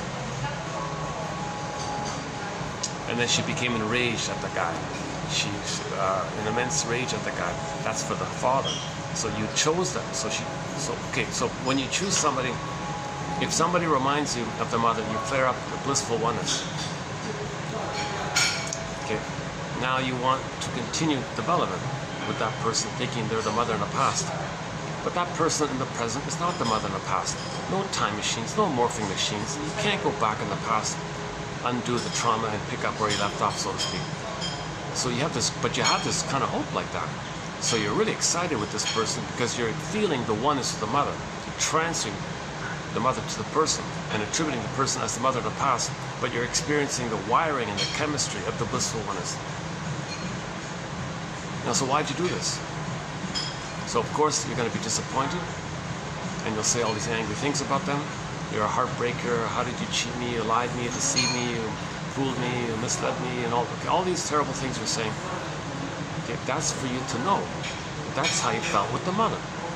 You chose that person because they remind you of the mother, so you can know how you felt with the mother.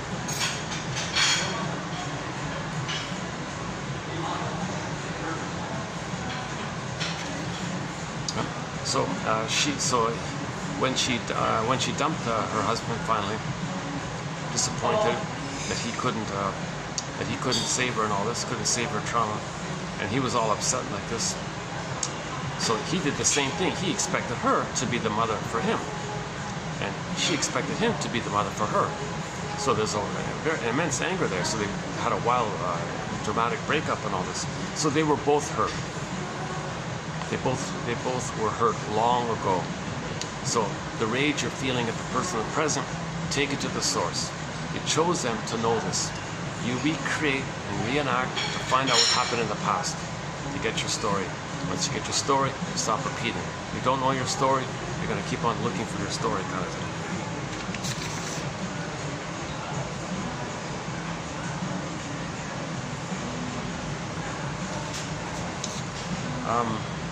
Let me continue somewhere else, because I want to make sure I'm not interrupting these couples near me. Yeah, hold on a second.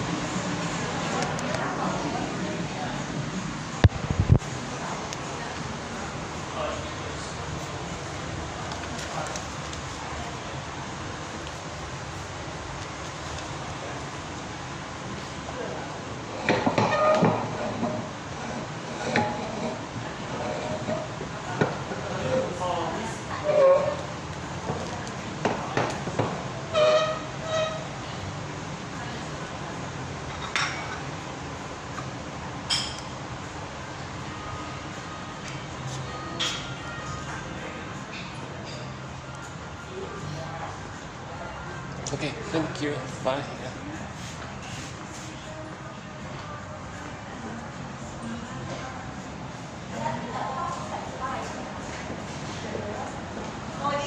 Okay, thanks. See you next time. Yeah. Okay, great. Yeah, right. That's okay.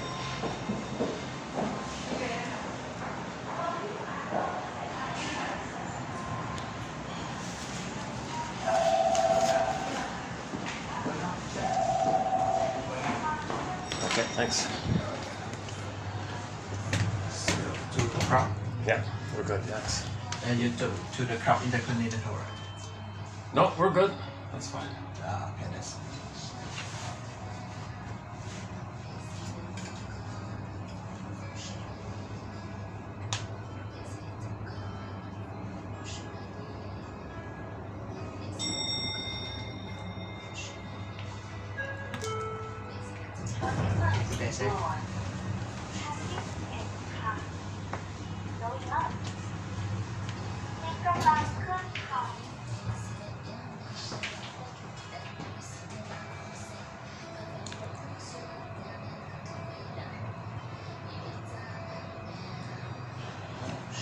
That's closed, right?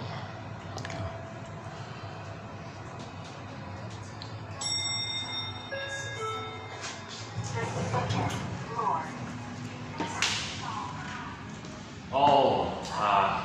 a little bad luck there. Now there's people are using it. Ah, that's too bad. Okay. Okay,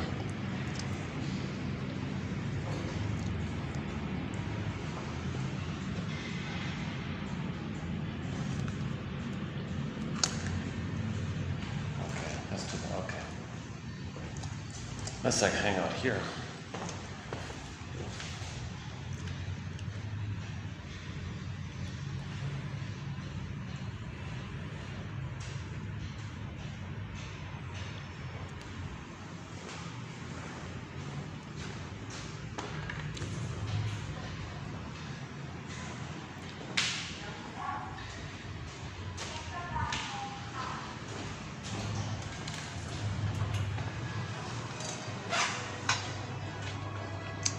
Well, looks like that's about it, eh?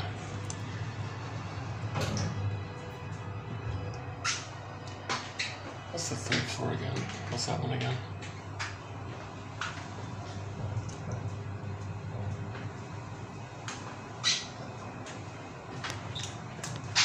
Yeah, hang in there. We'll finish the quotes.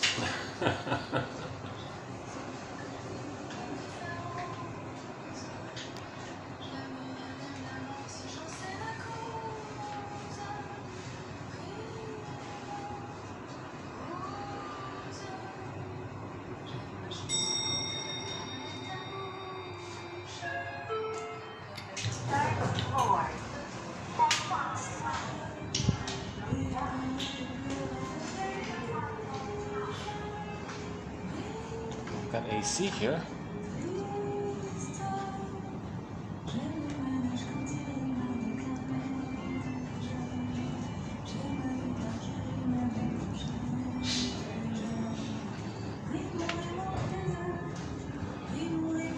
Hi. Yeah. Is it okay if I just sat here for a little while? No, it's loud. The loud have for second floor. Okay, no problem. Yeah, meeting room. Okay.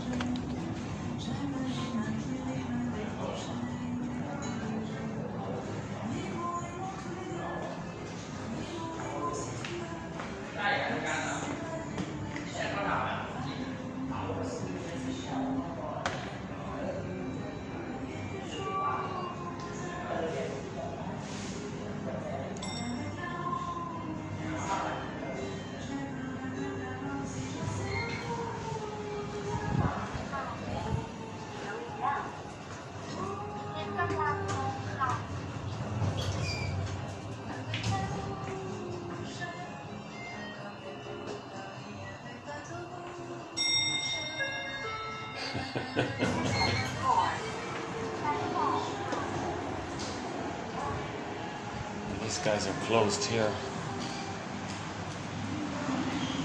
This is the lobby here.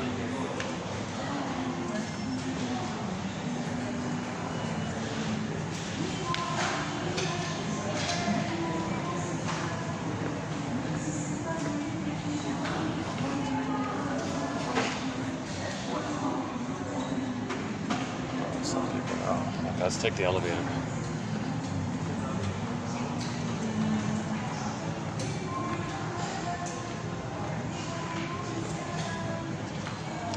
Oh, maybe I should have just stayed, huh?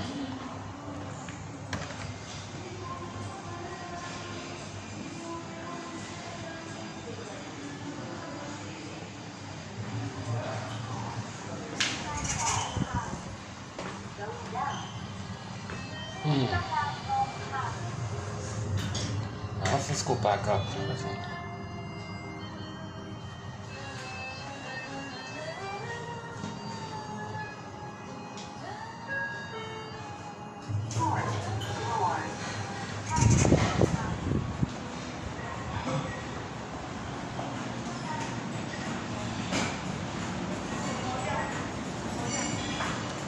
I'm just gonna go back to my chair. Is that okay for a little while? Yeah.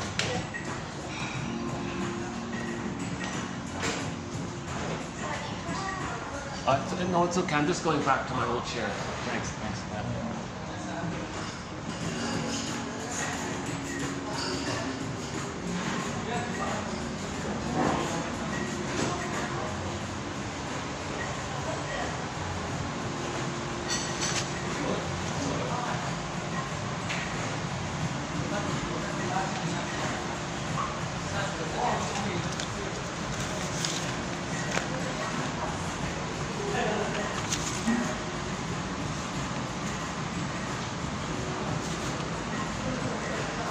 My love hunger sought love hunger, not love.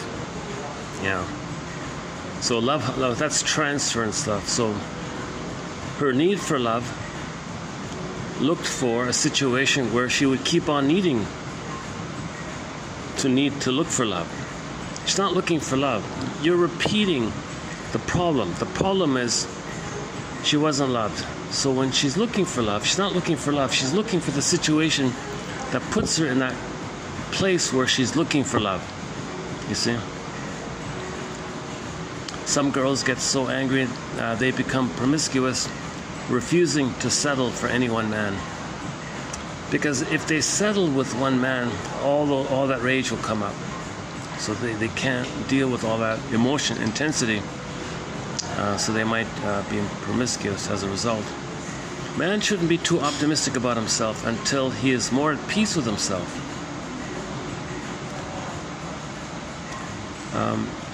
Women I once condemned as selfish, I now thought of as frightened little girls, opportunists turned into the unloved, who lived by wit and stratagem. Okay, that's survival anxiety again. So wit and stratagem, always tricky and witty and strategizing, opportunists, that kind of thing. So you can say they're selfish, but no. That's a defense against their fear. What you don't like in a person, that's their defense against fear. So if the woman is selfish, well, that's their defense against fear. Oh yeah, here's a good example of sublimation. I wrote desperately as though hoping the white paper would absorb my misery as it absorbed ink. I wrote not out of conviction or thoughtfulness, but out of compulsion and anger. Yeah, so when she was clacking away on the keyboard, those old typewriters, she said she would just angrily type away.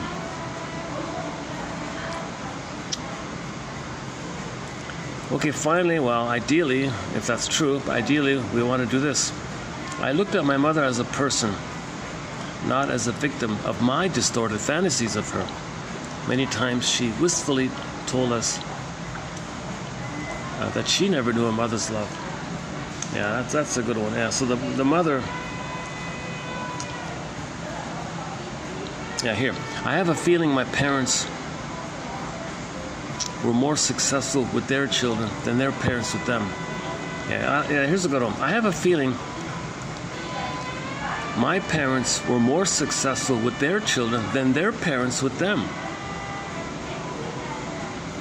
That's part of evolution, right? Lloyd DeMaas's theory. We're treating our children a little better over time.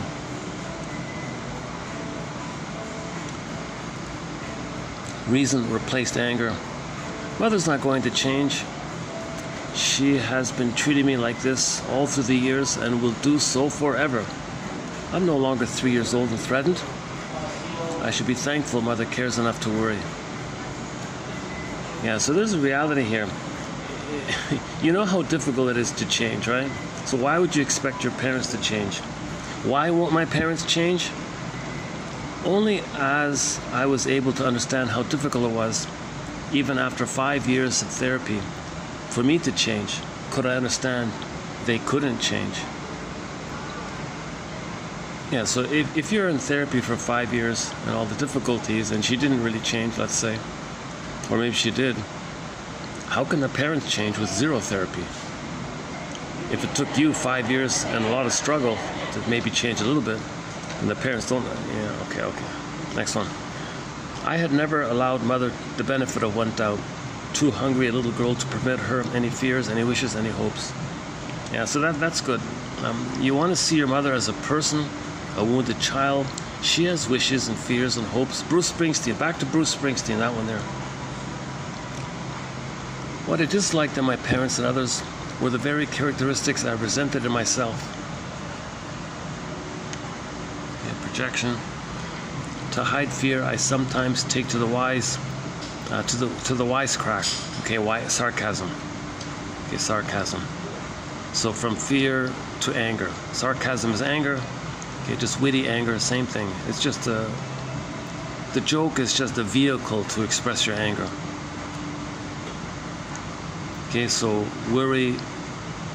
So when people worry and panic, that's fear, right?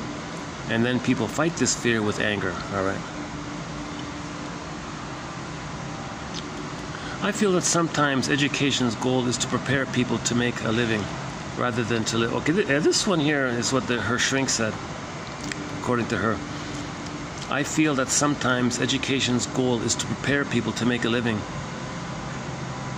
rather than to live. The accent is on competition rather than cooperation. Education sometimes is visualized as apart from life rather than as part of life, separating even more emphatically emotions and intellect rather than fusing them. Educators may ignore the emotional problems of students because they are victims of these same emotions. Some may have become quite detached in their escape from reality. Okay, so teachers may ignore the feelings of their students because they are victims of the same problem.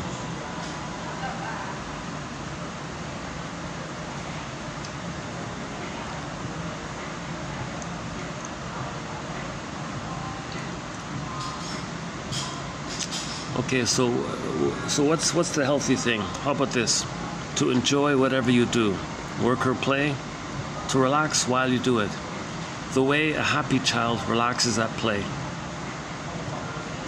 So that must be, maybe that's the ultimate goal, to live your life kind of in a relaxed, easygoing, playful, spontaneous, creative way, right? The way a happy child is playing.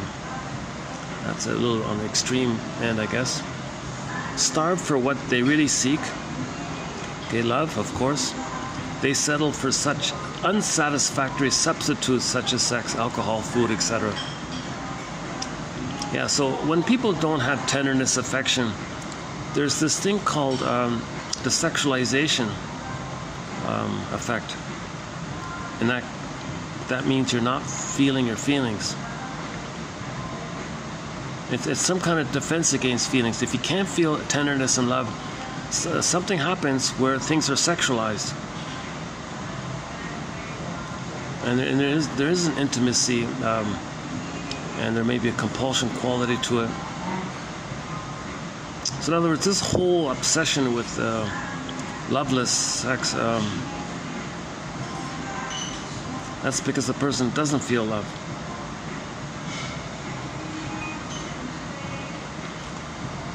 Compassion belongs to the one who can think of others.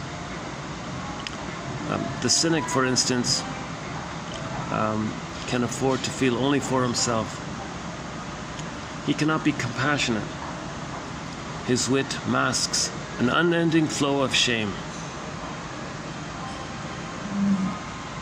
Yeah, I wonder about that. Like some people you might know, it's just relentless. It's endless. The sarcasm and the cynical comments and trying to see others in a negative light, trying to shame others. This endless ability, this non-stop, relentless, endless ability.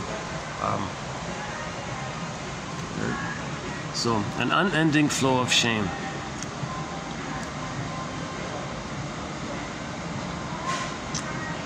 Yeah, so if the feelings are totally frozen, there's going to be an unending flow of shame. That's the cynic. Huh? So wit, all this wit, it's really just a vehicle for the hate and shame and all this stuff.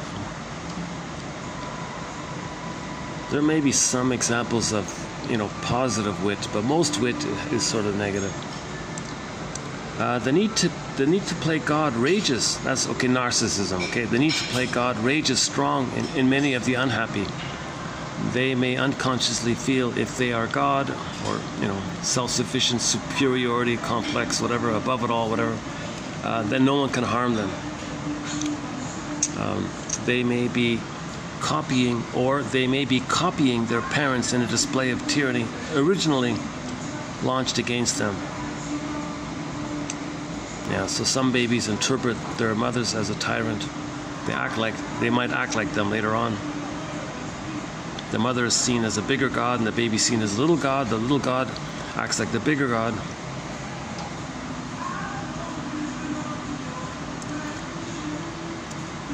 When enough of us care about ourselves and others, homelessness may disappear. Oh yeah, okay, all this anti. There's too much anti in the world, he said. Like anti this, anti that. When people joined anti-groups, they were really raging against or anti their parents. That's not a bad one, right? So people say they're anti this, they're against. Like generally you want to be for something. What are you for, right? And be clear about like what are you really for? Are you sure? Like that's what you're for. But people don't want to. It's easier to say, oh, I'm against that, because you're projecting your parent onto that, and you're anti that. That's your parent. So a lot of this anti stuff is anti-parent. You're rage at your parent. It's just code. It's just, shall I compare thee to an onion?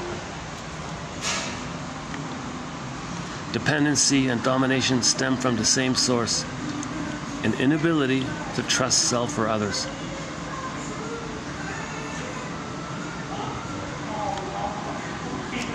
Okay, so the clinger and the stinger, okay, neither of them really trust themselves.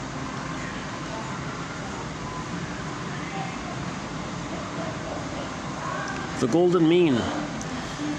Nature meant us all to be in the middle.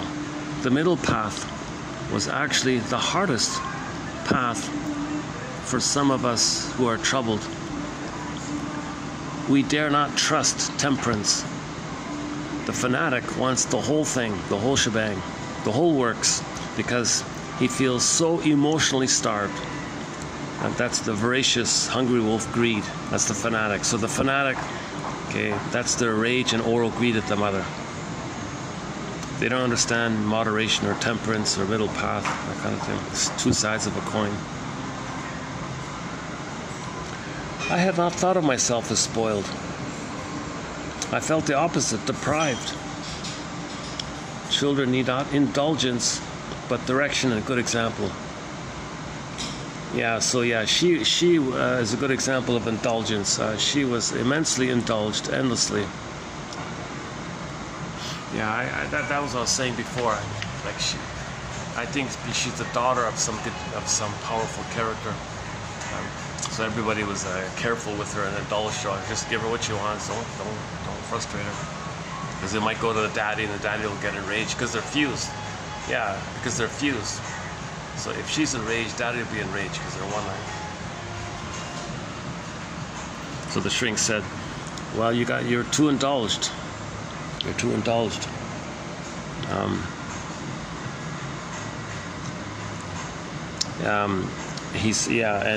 So he said, yeah. So we can say, so sometimes, I don't know. Somebody might say, well, she's spoiled. She might say, well, I'm not spoiled. I feel deprived. Well, okay. You're deprived of a loving direction and good example, kind of thing. Like if the father's a rageaholic bully, charming as he is, that's not good example of direction. So she was deprived. At the same time, she was showered with money all the time, gifts and things, plum jobs, easy jobs, and interviews with celebrities. And she interviewed the Costello, Abbott and Costello, and all the famous people. Oh yeah, her father was buddies with the comedian team, Abbott and Costello. They were close buddies always. Yeah, and there's other examples in that area.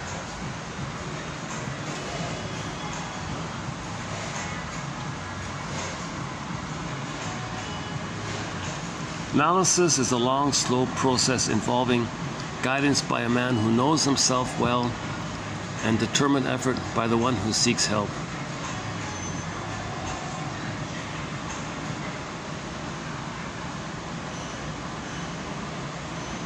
Yeah. So psychoanalysis is not a magic breast. There's no magic words here. The shrink doesn't say abracadabra and you're cured, obviously. The seeker does most of the work. The shrink just kind of is neutral, compassionate, and points things out to you. It seems to me. I notice this. And maybe a key point, he may give a reconstruct. He may put things together for the person and reconstruct their story. You know, like, so that's his gift. His craft is to reconstruct the past from the clues he got. But she has to provide the clues. She has to be active to reassociate. Here are the clues. But she's got to make an effort to search to make links as well. So the two of them are they're both detectives, put it that way. They're both detectives. But she's got to do the main detective work. She's got to be the main Columbo, right? She's got to be the main one. He's sort of like the mentor, wiser kind of background.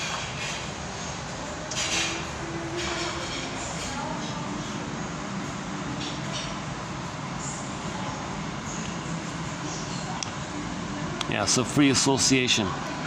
It's to see how one lives, or rather fails to live. To see how I had lived, or rather failed to live. That's a great definition of free association. To see how I had lived, or rather failed to live. See, if you do free association, you realize you're not living.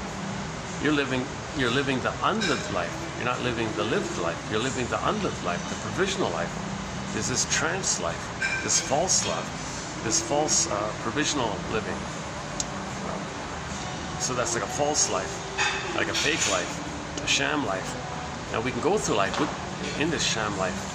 That's a harsh term, right? I don't like that, right? A life disconnected from Snow White. Like a knife disconnected from our golden ball, meaning that way.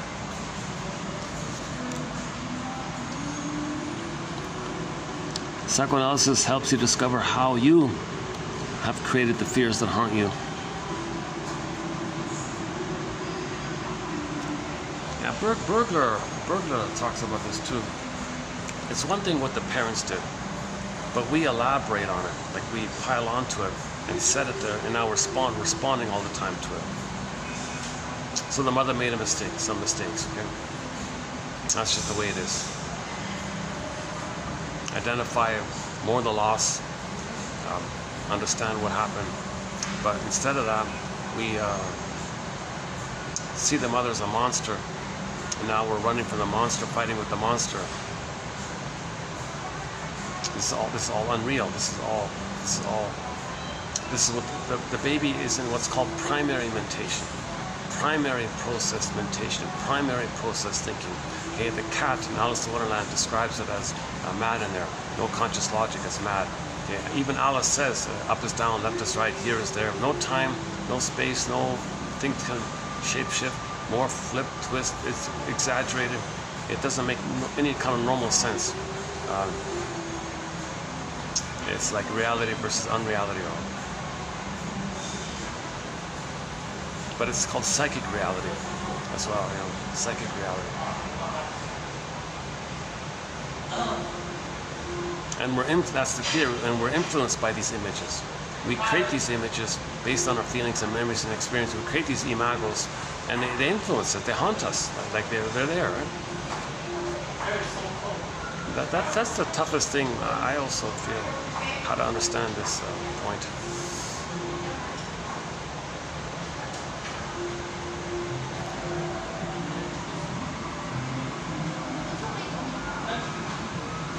You have been running so you wouldn't meet yourself.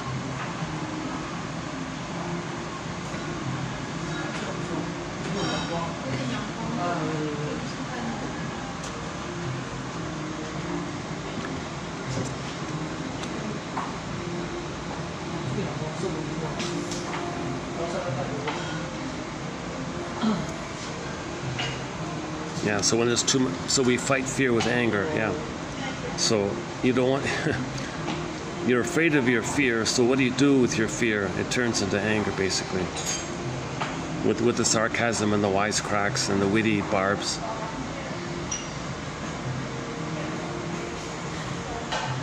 and it's infinite. It's what is and it comes from an unending flow of shame, an unending, timeless memory of mother not loving the baby. Okay, the bottle, the schedule, being separated, so on. Huh?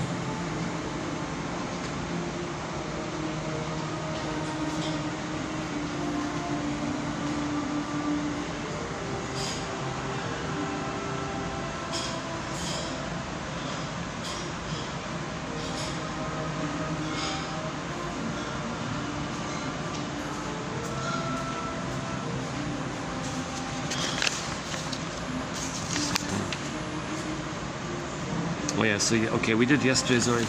I have a bit of a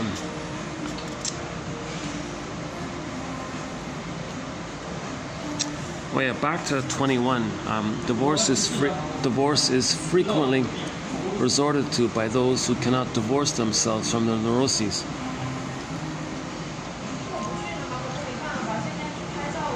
Yeah, so Bergler says your inner conflicts will faithfully follow you into the next relationship. So if you think leaving the partner or whatever means you're going to leave your inner conflicts, oh no, your inner conflicts will faithfully follow you into the next relationship. So Berger's book is called Divorce Won't Help. Heal your inner conflicts, save your marriage. Divorce won't help. It'll just be replayed in the next relationship, right? That's what she means here. Divorce is frequently resorted to by those who cannot divorce themselves from their neuroses. Life is a bed of neuroses. Katie Lee's second album is called Life is a Bed of, not roses, new roses, neurosis. That one. Her first one is called Songs of Couch and Consultation. We have 4 songs by Katie Lee on our soundtrack. It Must Be Something Psychological, Shrinker Man, Properly Loved, and Repressed Hostility Blues.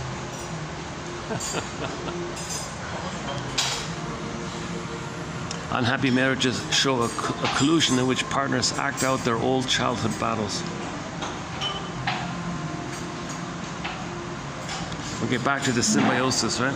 More than half of all marriages fail because the concept of eternal bliss, okay, the symbiosis. See, when the baby's in the bliss, it's timeless, it's eternal. So if anybody's a fantasy, you're going to meet the right one and be in that blissful state all the time. That's code for you didn't get that time with the mother. And then you're looking for her. And disappointed.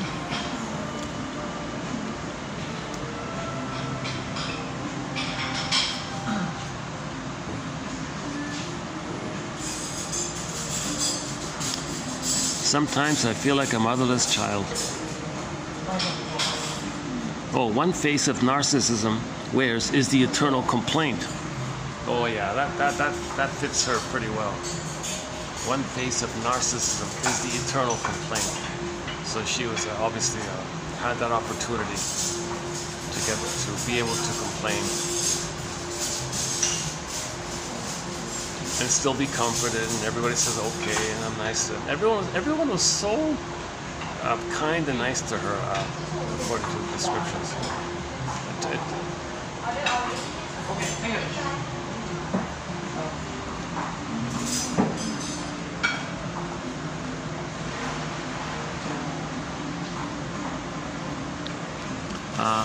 Okay, hang on. So in the next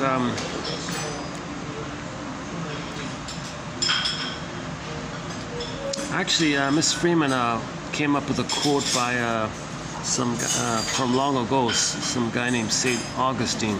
It's not a bad one here. Let's do a preview. The unconscious was eloquently described by St. Augustine years before Freud. So it's kind of surprising that some kind of religious person has an insight like this.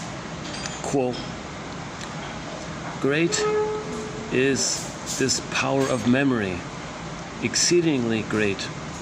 Oh my God, a spreading, limitless room within me.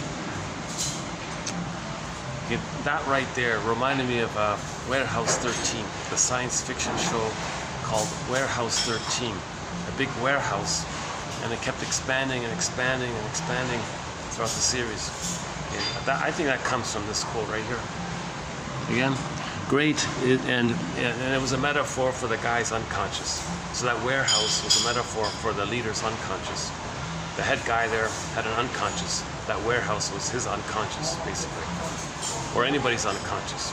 This invisible room, this mysterious, magical room, and in that warehouse they had all these magical things in it. Great is this power of memory, exceedingly great. Oh my God, a spreading, limitless room within me. Who can reach its uttermost depth? Yet it is a faculty of soul and belongs to my nature. In fact, I cannot totally grasp all that I am. Thus, the mind is not as large enough to contain itself, but where can that part of it be which it does not contain? Is it outside itself and not within? How can it not contain itself? As this question struck me, I was overcome with wonder and almost stupor. Here we are, traveling, climbing mountains and taking long cruise ships and all this, the vastness of the ocean, watching the stars, yet leaving ourselves unnoticed. Yeah. So we're outer focused on all these journeys outwardly. What about the inner journey? Like that warehouse, that inner journey. What's inside of it? Okay, a little bit of trivia here about the word id. So all of our energy that's bound up with the traumatic memories, that's called the id. Okay, our repressed self, or denied self, or secret self, or double self, the one who walks with me, who's not like me, who is me, someone's living my life, I know nothing about him. Okay, all of us that we don't know, the child within, the wounded child within, okay, the trauma, the past, our Snow White, frozen, okay, petrified, turned to stone, all this about us are, meaning we don't feel at home within, the golden ball's missing, and all of our energy is sort of in that area. That's powerful. All of our life force energy is bound up, stuck, connected, attached to those old memories, and it's looping it around like this. That's the iceberg metaphor, unconscious motivation. So all that energy is called the id. There's a little trivia here. I didn't know this, but there's a famous book called The Book of the It by Greg Grodick or something. And apparently Mr. Freud took his it, well, let's call it id.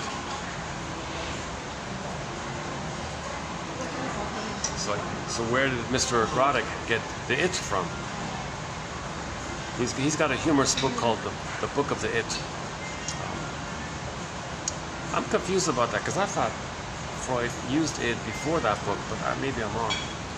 Okay, Grodick claimed we are, quote, lived by unknown and uncontrollable forces emanating from what he called the it.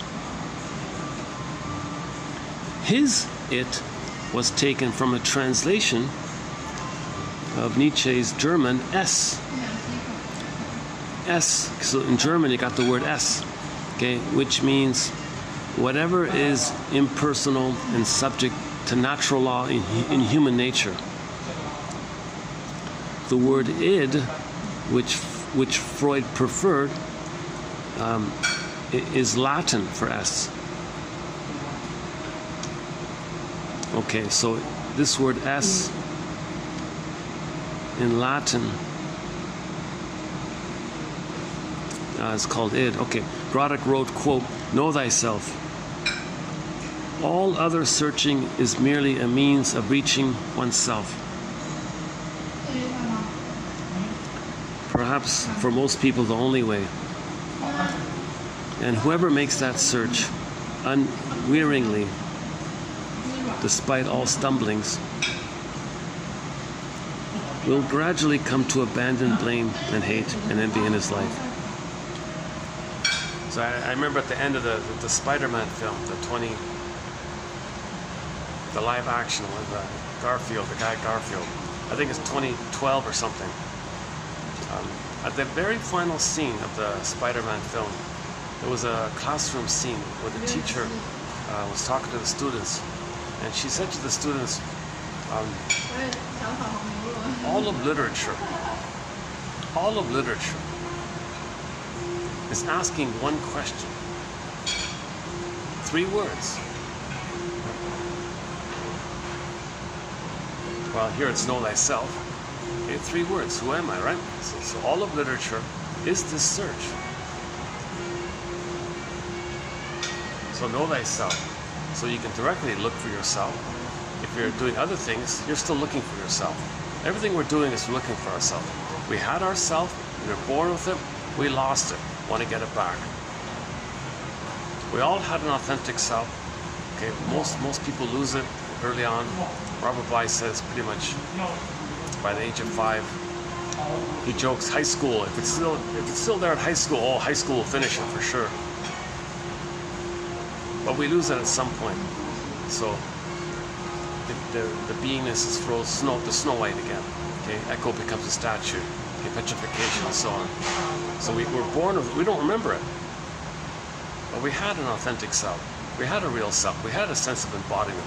We had the feeling with this warm humming coming, the emotional body. The body's emotional. Like you don't feel, you don't treat your body like you slap it around, like people slap it around or something. Right? They're not even in connection with their own self, like they're not listening to its signals. But we're unknowingly searching for them. It's because it's part of nature's innate drive for healing. When something's wounded in nature, there's this effort to heal it. Humans are from nature, obviously, and we're wounded, so we're searching to healing, and wholeness. So we're searching for wholeness. When we get back, okay, that fragmented, authentic self back to us, we're more whole, hence healed.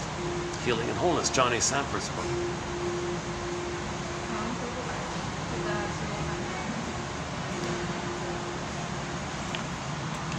Oh, back to her marriages. Why did my marriages fail?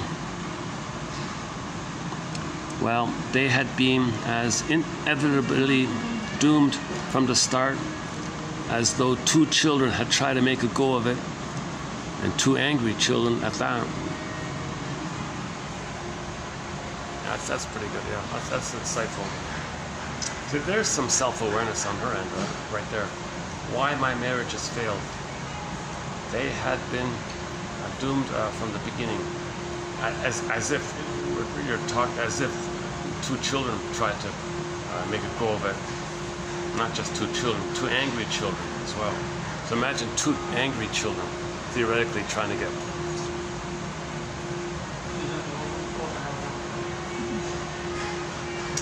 Next one here. Why she chooses angry characters? Like why do some women choose belligerent, angry, rude, aggressive kind of characters? And, well, you like it. What? I like it, she said. You mean I vicariously enjoy the man's expression of anger? Oh yes, you like it and you want it, you need it. You pick a man like your father, then you can wear a perpetual mask of denial as far as your anger goes, and then you can continue playing good little girl. So she's enraged.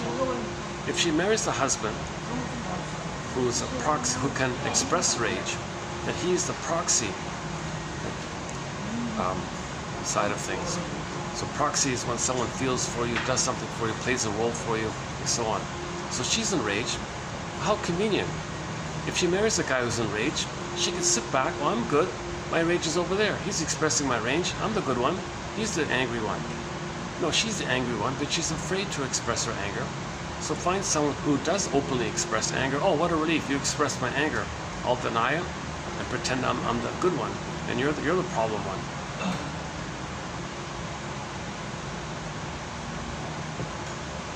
She vicariously enjoys it. And that's why she was attracted to him. Oh,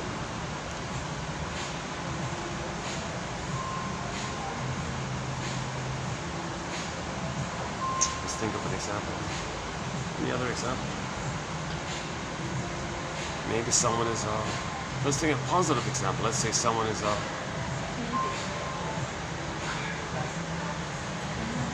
good dancer or something.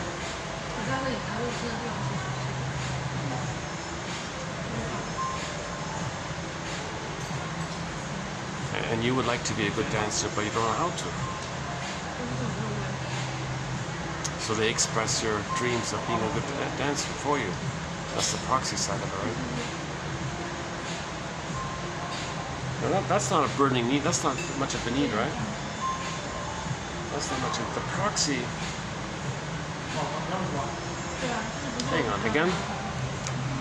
She said to the shrink, "You mean I enjoy vicariously my angry husband's expression like this?" Yeah, and the story was he was physically abusive finally. Well, you picked a man like your father because he was like that. Then, if he's the father, you're back to the little girl. And your anger at him, you can express it. It's like double duty, right? You get your father again, you're the little girl again. Plus your anger at your father, well, you'll give it to the husband, and he'll express anger, and you can think that's your anger. So you get like a double function there, right? He expresses your anger, and you feel safe because he's your daddy, and you're back to your memory of you being the good little adored girl by your father. So you can continue playing the little girl. Then you can wear the perpetual mask of denial as far as your anger goes.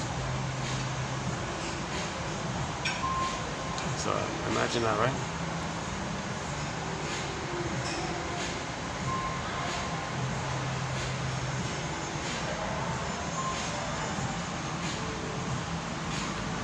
We are not here to deal with your conscience. It is what you don't know that hurts you. Okay, here's a good definition of acting out. Okay, so what's acting out? Okay, when you act destructively on the basis of unconscious fantasies, which are so powerful, you are not able to think clearly. Okay, so when you do something, okay, like you binge eating or something, because you're not able to think clearly. So you run to the cupboard and wolf down a box of cookies. That's called acting out. Unconscious fantasies. So what's the unconscious fantasy? You're abandoned, uncomforted. So you're totally rejected, totally alone. Run for the cookies. But that's a fantasy that you created as a child for that time. But now isn't that past?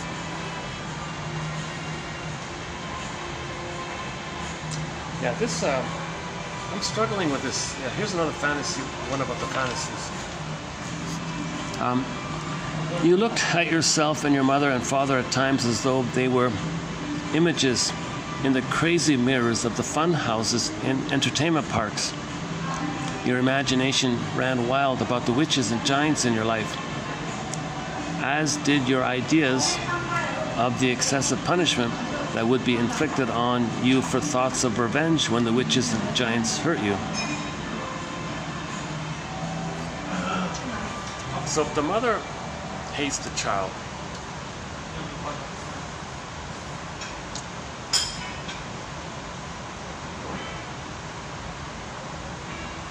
and he's angry at her, the child will assume that'll increase her anger at him. And now you're getting into all these wild fantasies.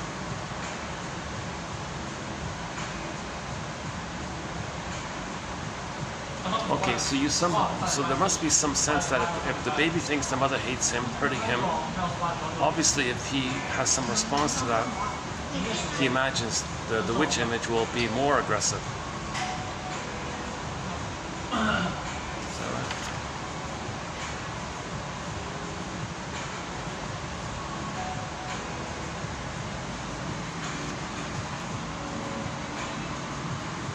Sometimes I feel like a motherless child.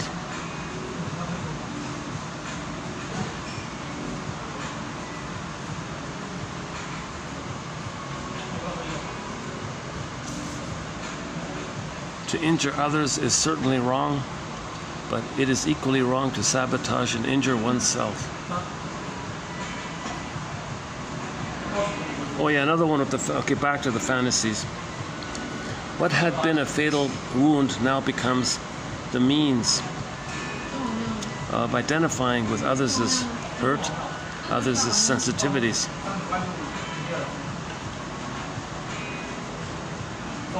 Okay, so now you're getting empathy. If you feel your pain, you'll have empathy for others. Okay, what had occasioned his isolation from others? What had made his hurt an all-consuming focus of his life and left him oblivious to the existence of others now becomes his point of connection with others. You have been able to forgive those who inflicted the wounds by commission or omission.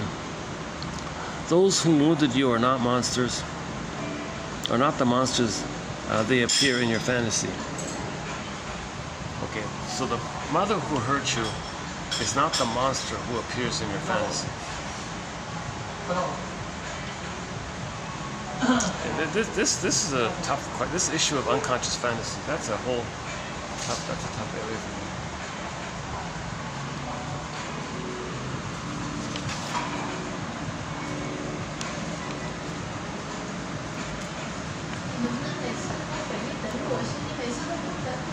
Okay, psychological defenses, they're meant to protect us.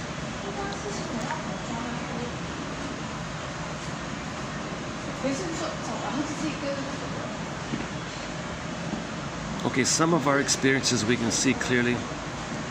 Others, it's all twisted up and blurred up.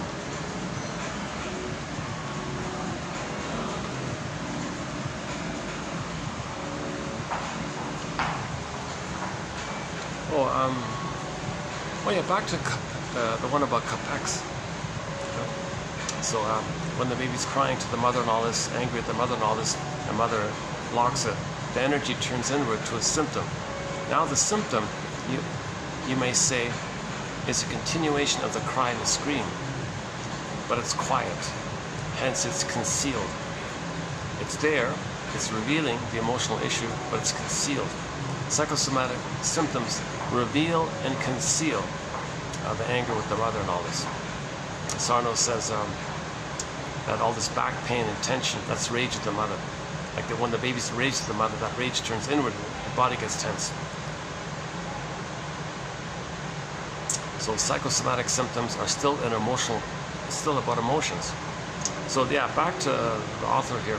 She had something, she talks about a physical thing that she had, went around to all the doctors and all of them shrugged their shoulders.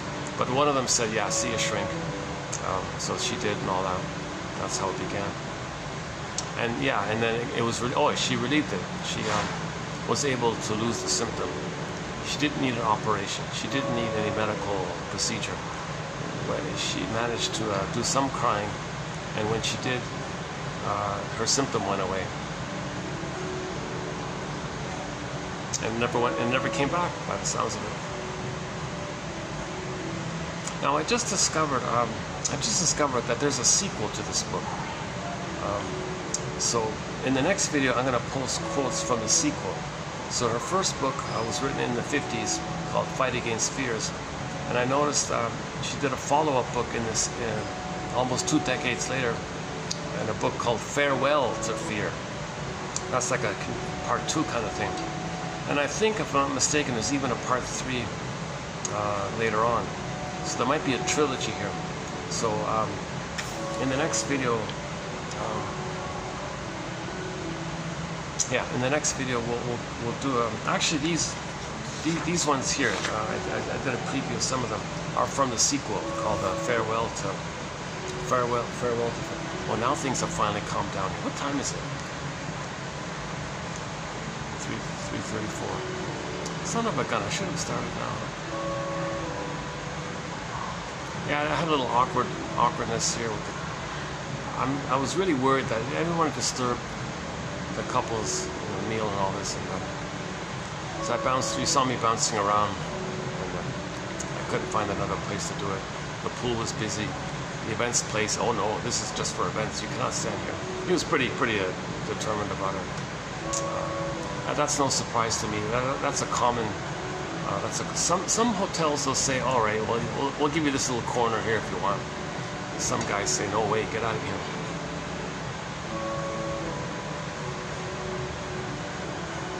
You see, let's say I might say to myself, gee, I didn't like the way he answered that. Like, I get it. I understand. I'm okay. Okay, let's say someone replies to you or speaks to you in a way, and you suddenly say to yourself, gee, I don't like what he said or how he said it, okay, just in general. Well, that's their defense against their fear. That's a defense against fear. Okay, so let's take that example with the guy there. Kind of very slightly angrily telling me, oh no, you cannot at all do your video here. Okay, well, he wants to keep his job. He doesn't want to get in trouble. Okay, he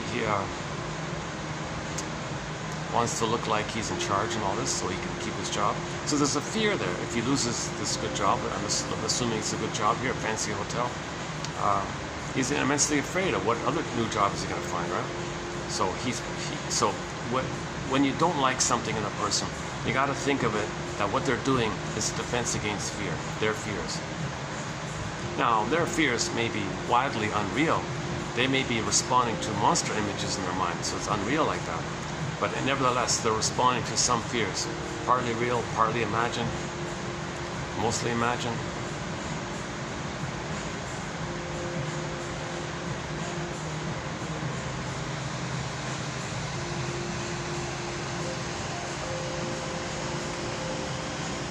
Oh, wow.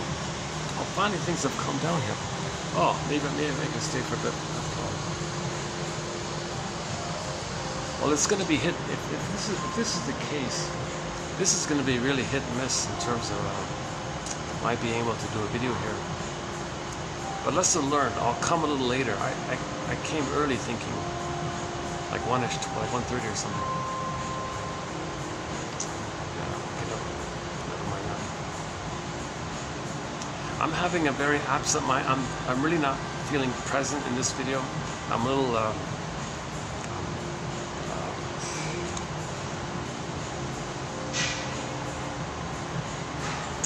numb or something, like I'm a little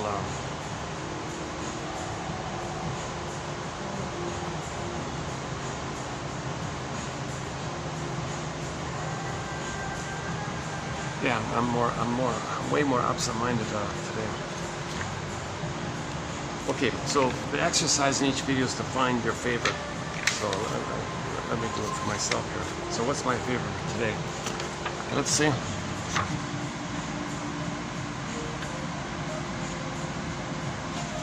Oh, yeah, actually, you know, this line here, and the first one, the therapist shows compassion for you, and that in great part is how you come to show compassion for yourself. Not pity, which holds contempt, but compassion and understanding of hurt. I like that one. Okay, therapy is a long, slow process involving guidance by a man who knows himself well and determined effort by the one who seeks help. That's okay? Oh yeah, no, I like this one, free association. To see how I had lived, or rather failed to live. Yeah, I like that one. That's it. Okay, first one, this free association one I like. Here's a scary one, eh? Unhappy people live and die with the same feelings they had as unhappy children, unless they face themselves. Yeah, that's clearly that's all these Grinches and Grumps, Scrooges and Grinches and all that. The curmudgeons late in life, that bitter anger, that's the same feeling they had as a child. They felt shame and rage their whole lives.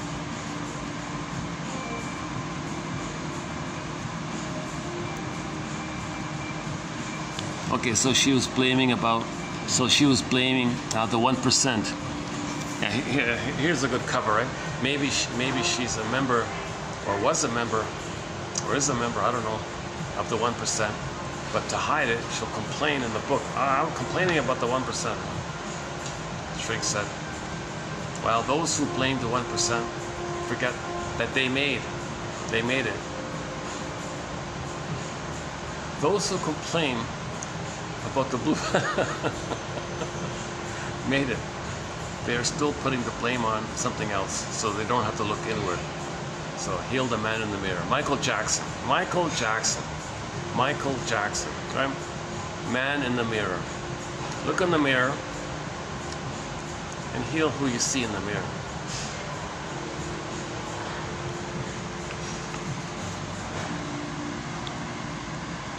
How can I hurt this poor guy like this? Oh, don't worry. He was hurt long before you came along. Yeah, so don't feel overly responsible, right? So I think most people don't, right? If there's a breakup, they don't feel responsible for the pain in the other. That pain is just a revival of the pain they felt with their mother in the nursery.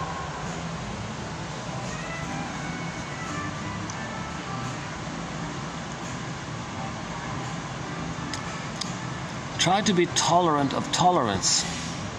Not to like it, but to understand the reason for its existence. Yeah, maybe we can show. So, the tolerant, try to understand the intolerant. The reason for its existence. Okay. Why doesn't the intolerant try to understand the tolerance effort to understand it? Like, why can't the intolerant be tolerant of the tolerance of the tolerant person's effort to understand their... Okay, I'm just being silly here. So try to be tolerant of intolerance. You don't have to like it, but just understand why it's there. Yeah, so why does a person have the narcissistic pattern, the bully pattern, the Iago pattern? Okay, so so we have a lot of good quotes in that area. So we have some theories and good quotes in understanding and how to understand. For example, the bully pattern. One quote said he was prematurely ejected out of the symbiotic egg with the mother. That blissful oneness that's meant to be there from birth to 4 to 5 months. She said the person with the bully pattern was prematurely ejected out of that egg. No, you gotta stay in there, stay in the egg and hatch out naturally. Nature tells you when to come out of the egg. You're not supposed to be pushed out prematurely. If the person is, they're going to be bullying. Why? Because they're looking for some lackey to provide that fusion.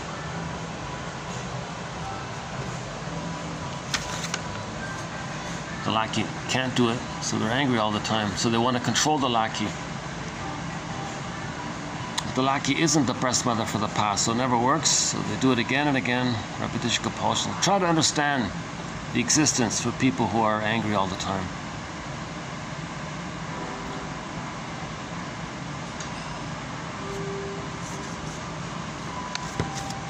So we want the third, this one about the golden mean, a good follow-up to this golden mean one, this temperance one, and how the fanatic wants it all because he was emotionally starved. Go to TQ 2599, 2599, Route 66. It's the 5th one in the list there. There's 11 there. It's the 5th one. Your mission, should you choose to accept it, is to look up 2599 TQ therapy code in our channel. We have the quotes from the classic TV show Route 66. I think it's the 5th one, about the 3rd side of the coin. Those are some of the best quotes in the whole thing here. It's right there, 2599.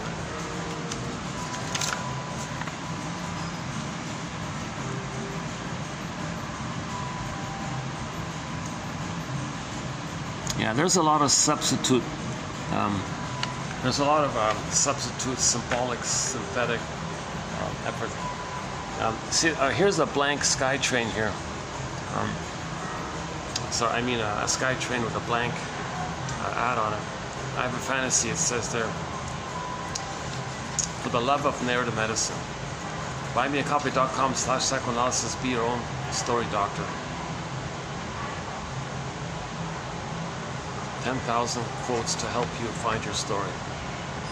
How's that? 10,000 quotes to help you find your story.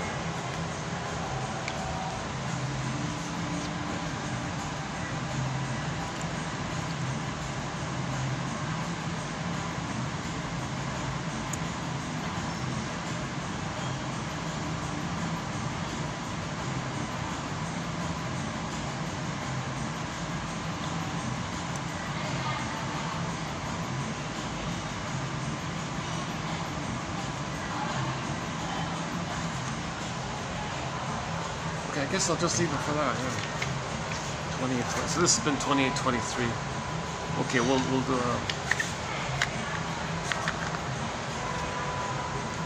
I might review some of it in the next video when I'm a little more refreshed. I feel like I'm missing. I feel like I'm missing a lot. To tell you the truth.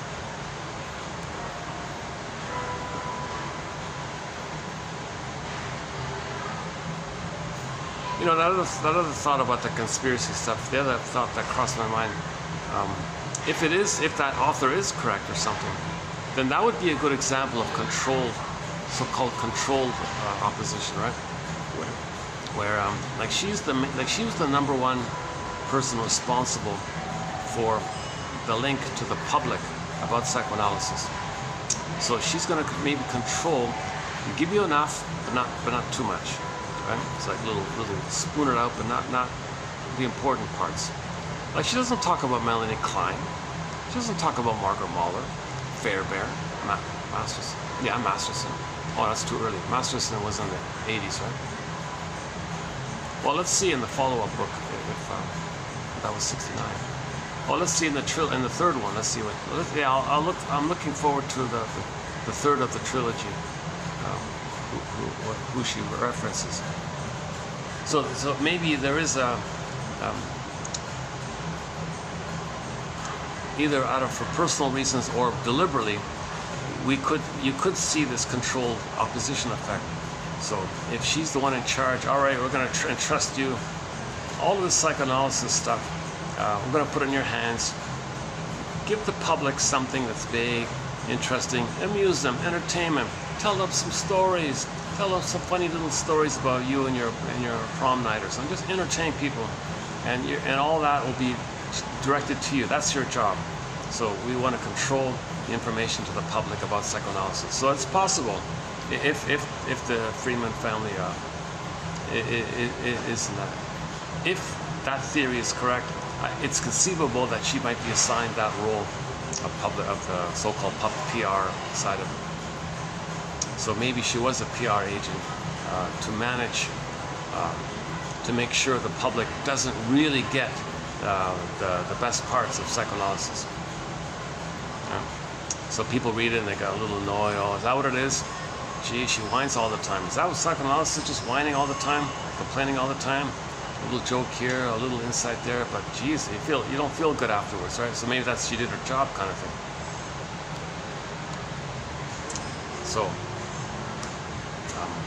So I got to be careful. Pluck out the helpful parts and just include that as pieces of the puzzle, and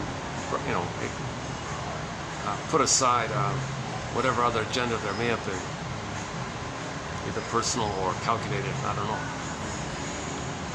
So that's what I'm doing throughout. I don't know the background of many of these strings. I just want the helpful points.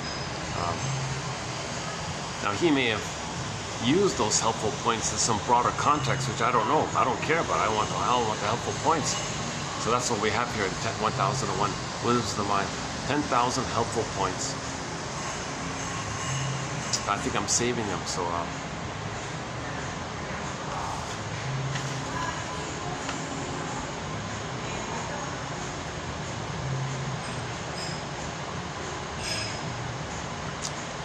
part of the inspiration is sometimes you do get a quote and it leads to a dream. Then you're getting somewhere. Right? So when you wake up, you got a dream. You make some notes and all this of what you remember, and then say to yourself, it's like this in my soul today. This is a message from me to me. Hermes is flying across with a letter, with a message. It's like this in your soul today. So the dream you remembered, from your notes and all that, take a sequence, and then take that sequence and ask yourself, as the Kingfish character, what does this dream sequence remind me of? And then add to it. Now you're getting more up into your consciousness, right? So the more and more we can make the unconscious conscious, where it was, ego shall be, or it, where it, yeah, it's better to say it, where it was, ego shall be. We want more and more from the id, material from the id to come to the ego. We want more and more shifted over to the ego, right? You don't want too much in the id. Then you're blindly living life, not even knowing what you're doing. If you got more material to the ego is your consciousness. So the more conscious you are, the more you know what's going on, the better of a chance you're going to make the right choices. But if you don't have that ego, it's too frailed up, like the scarecrow or the straw house. Then the iceberg metaphor. The puppet master just makes you repeat the past, searching for symbolic or substitute love, not even knowing it. A person might become an emotional eater, and never know that all the time this is due to the fact that as a baby they weren't comforted. So if you know that's the issue, maybe you can make choices. Oh, I see. I don't need to eat this cookie. This cookie is in reference to how I wasn't comforted decades ago. Oh, I see. Okay. You have a little breather there. You might have a better chance.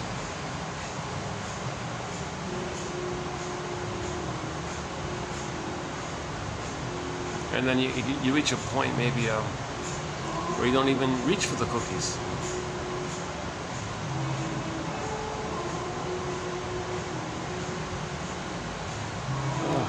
Gosh, this place is a potential.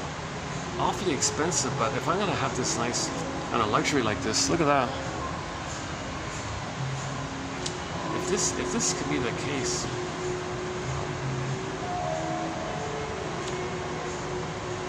I know what I'll do. I'll visit here and just do the video if no one's here, right? Okay, I got it. I'll come here like after 2, let's say. Well, they'd have to 3:30, right? Okay, what if I came here at 3, let's say. I come here at 3. I've got a good 3 hours before the dinner crowd. That's an idea.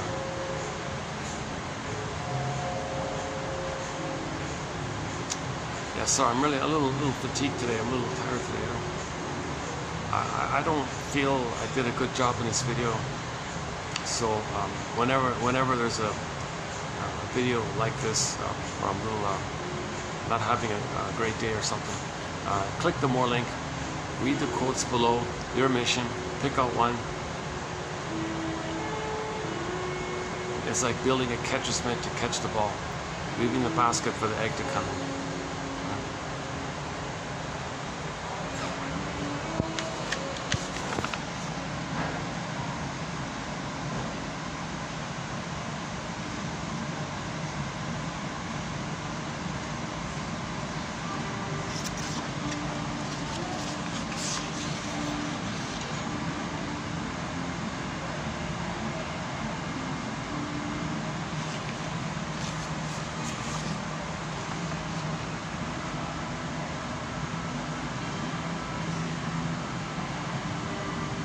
Yeah, again with the fantasies, an essential part of the truth about yourself centers on distorted fantasies that, as a child, you were bound to concoct about yourself, your parents, and the world outside. Yeah, that's a tough one. I really want to learn more about this unconscious fantasies issue.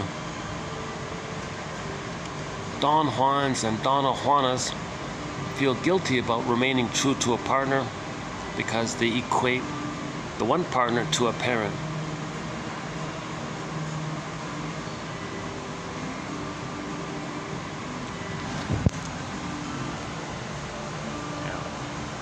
So the Don Juans always thinks that the girl could be the mother, runs away. Same thing with the ladies to the men.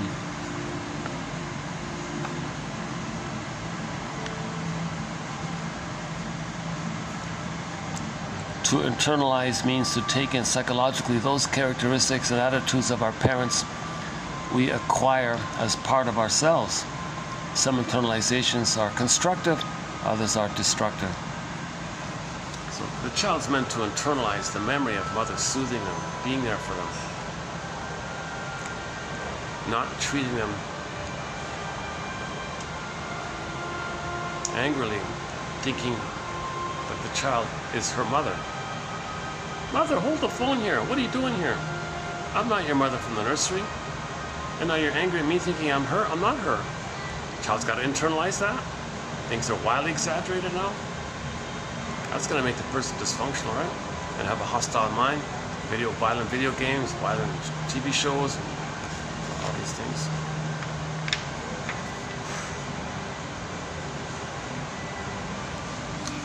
We don't want, no baby should internalize some kind of frightening monster in their brain. Or feel the need to concoct one.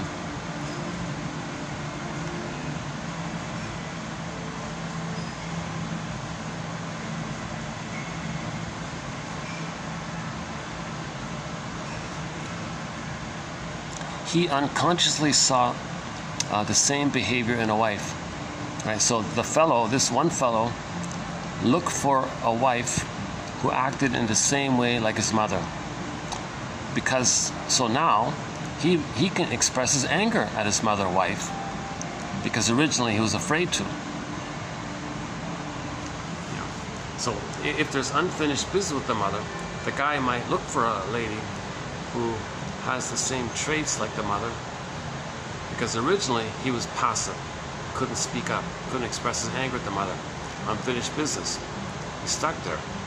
Okay, find somebody who looks like the mother or acts like the mother, or has the same kind of psychology issue like the mother, in some form or another, is attracted to that person. Now they feel, aha, now I'm older, now I'm stronger, now the partner's the mother, now they want to continue the battle. The poor wife can't say, hold the phone here. I'm not your mother from the nursery. He can't recognize that because the need is too great.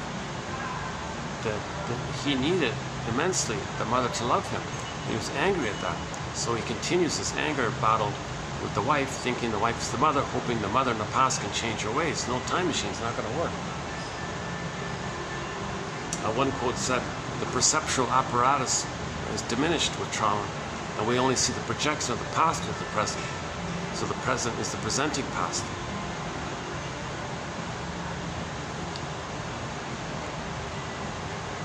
Well, look at that, eh? 4 o'clock. Where's their big meeting? Oh, it's all prepared. Okay, they're preparing for it. Why don't I just, yeah, maybe I'm just leaving right in the right time. Do you want to go see the autograph tree? Yeah, let's go look at the autograph tree.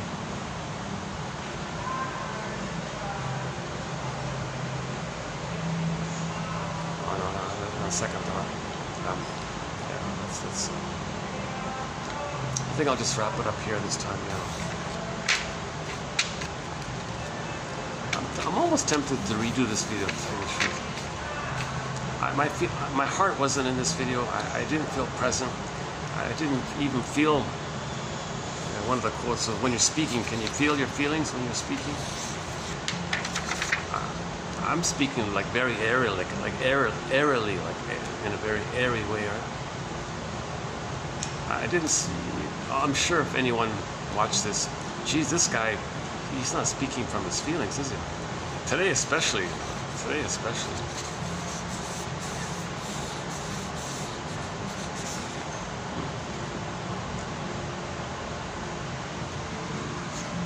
Sometimes I feel like a motherless child.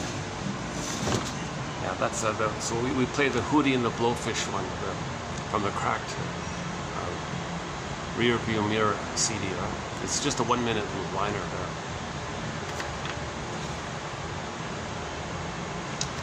Oh, we missed one here. The therapist said, oh, well, the author is saying, in reference, when talking about the therapist, there was only one sin in my therapist's book. There was only one sin in her book: to ignore what the unconscious was saying. She believed that the purpose of psychoanalysis was to make me acquainted with my unconscious. We're not here to deal with your conscious. It's what you don't know that hurts you. So no one cares about your daily things. She was big on that, always talking about, oh, yesterday he said this, and how did he say that, and then I took the train to this place, and I missed the train, and They were out of my favorite drink, so I had to get to another place to buy my drink. Didn't have change. I had to go to another place. Like, she talks in little micro details like this. Kind of gets tedious. So she says, "I'm not interested in that stuff. It's what you don't know that hurts you. My job is to help you get in touch with your unconscious." That's the same thing in the film called That Uncertain Feeling. That's what the shrink said to her. So a similar setup in the film called That Uncertain Feeling, 1940 something, I think. Yeah, about the same time as this. Yeah, a young lady had a symptom, went to the shrink, and he said, "Oh, that symptom, that's a communication from your unknown you, kind of like a stranger within. I'm going to introduce you and acquaint you to this." She joked and said, "Oh, I'm afraid of strangers." That's herself. Okay, next scene was she met this tortured artist guy. Okay, he was the double. Okay, the personification of everything about her that she doesn't know, the double character. So she befriended herself. The double was her. The torture artist guy, the character, the torture artist, was a metaphysical imagining of a character that represents her unknown, secret, denied self, her unconscious self, her repressed self, her shadow self. Okay, so the pain, trauma, artist, creativity, vocalization, knowledge. Okay, this wisdom, but pain. So this young lady befriended this torture artist guy. And the whole film is this about the relationship between her and him. Him is her. So sure enough, at the end of the film, he learned from her. Now she learned from him because he was her. So she learned from herself. So she became more integrated, more whole, more healed. Then the body sorts itself out and the symptom goes away.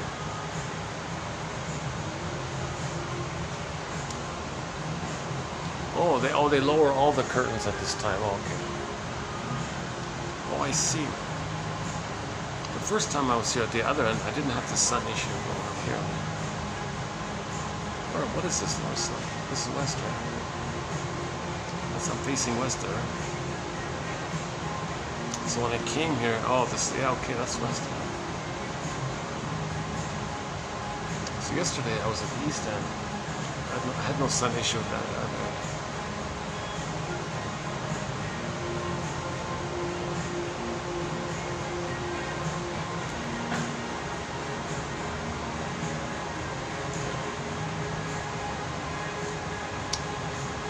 Yeah, you know what? If I'm refreshed and I got a setup like this would be good. I can talk freely.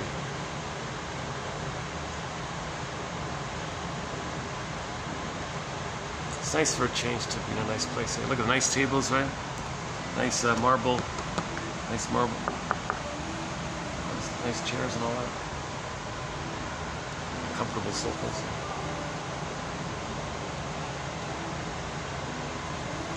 I wonder what the food is like here. I can't. I'll never know probably.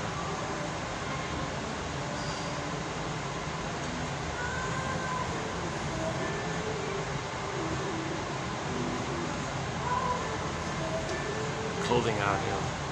That's right. Okay, I don't think I'm gonna perk up anytime soon here, so. Normally, I'd love to end. I try to end each video on a joke, on some fun little thing, or something inspirational, or something, a song, at least a song, yeah. So I'd love to play our theme song, which is Katja Epstein's German cover of the song "Windmills of the Mind." Katja Epstein.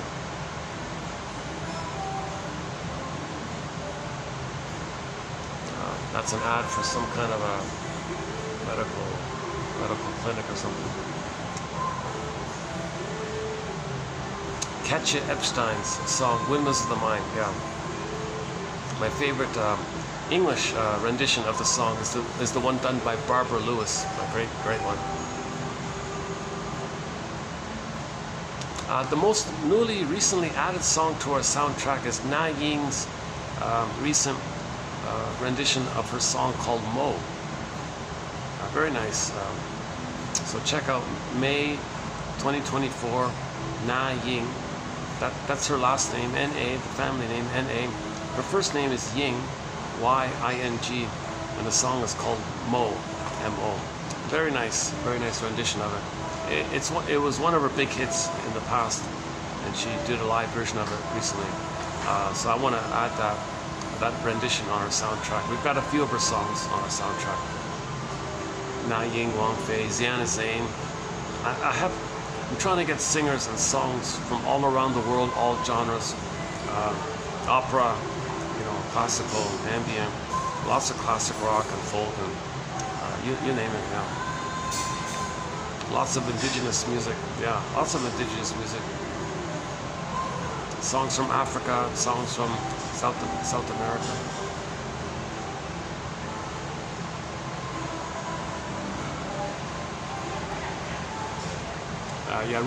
Steve Perry's song "Friends of Mine" is on our soundtrack. Friends of Mine. I'm thinking in the future maybe I'll look into do some quotes on the only child syndrome. I didn't know this, but Steve Perry apparently was an only child, or is an only child. So the theory, the general idea is there's too much pressure with the parents all the time. They miss that banter with the siblings, so they just have that memory of too much pressure with the parents. Got to save the parents. Sometimes the parents include the only child, give them too many responsibilities. The only child might want to save the parents. Whatever tension's going on with the parents, the only child is the only one there to absorb it. So he's got a lot of pressure and responsibility like this. So they might have a harder time finding friends. Hence the song, since his song is about, what is it? How do you make friends? The main line in there is, doesn't matter who you are, you can't buy friends with caviar.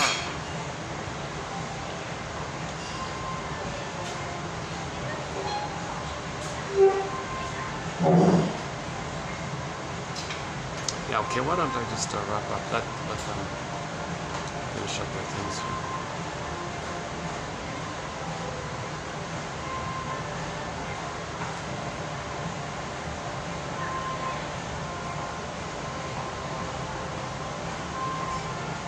I certainly hope I didn't interrupt that couple's meal or something. They're far enough. Why am I? They're far enough away. There's always background conversations, right?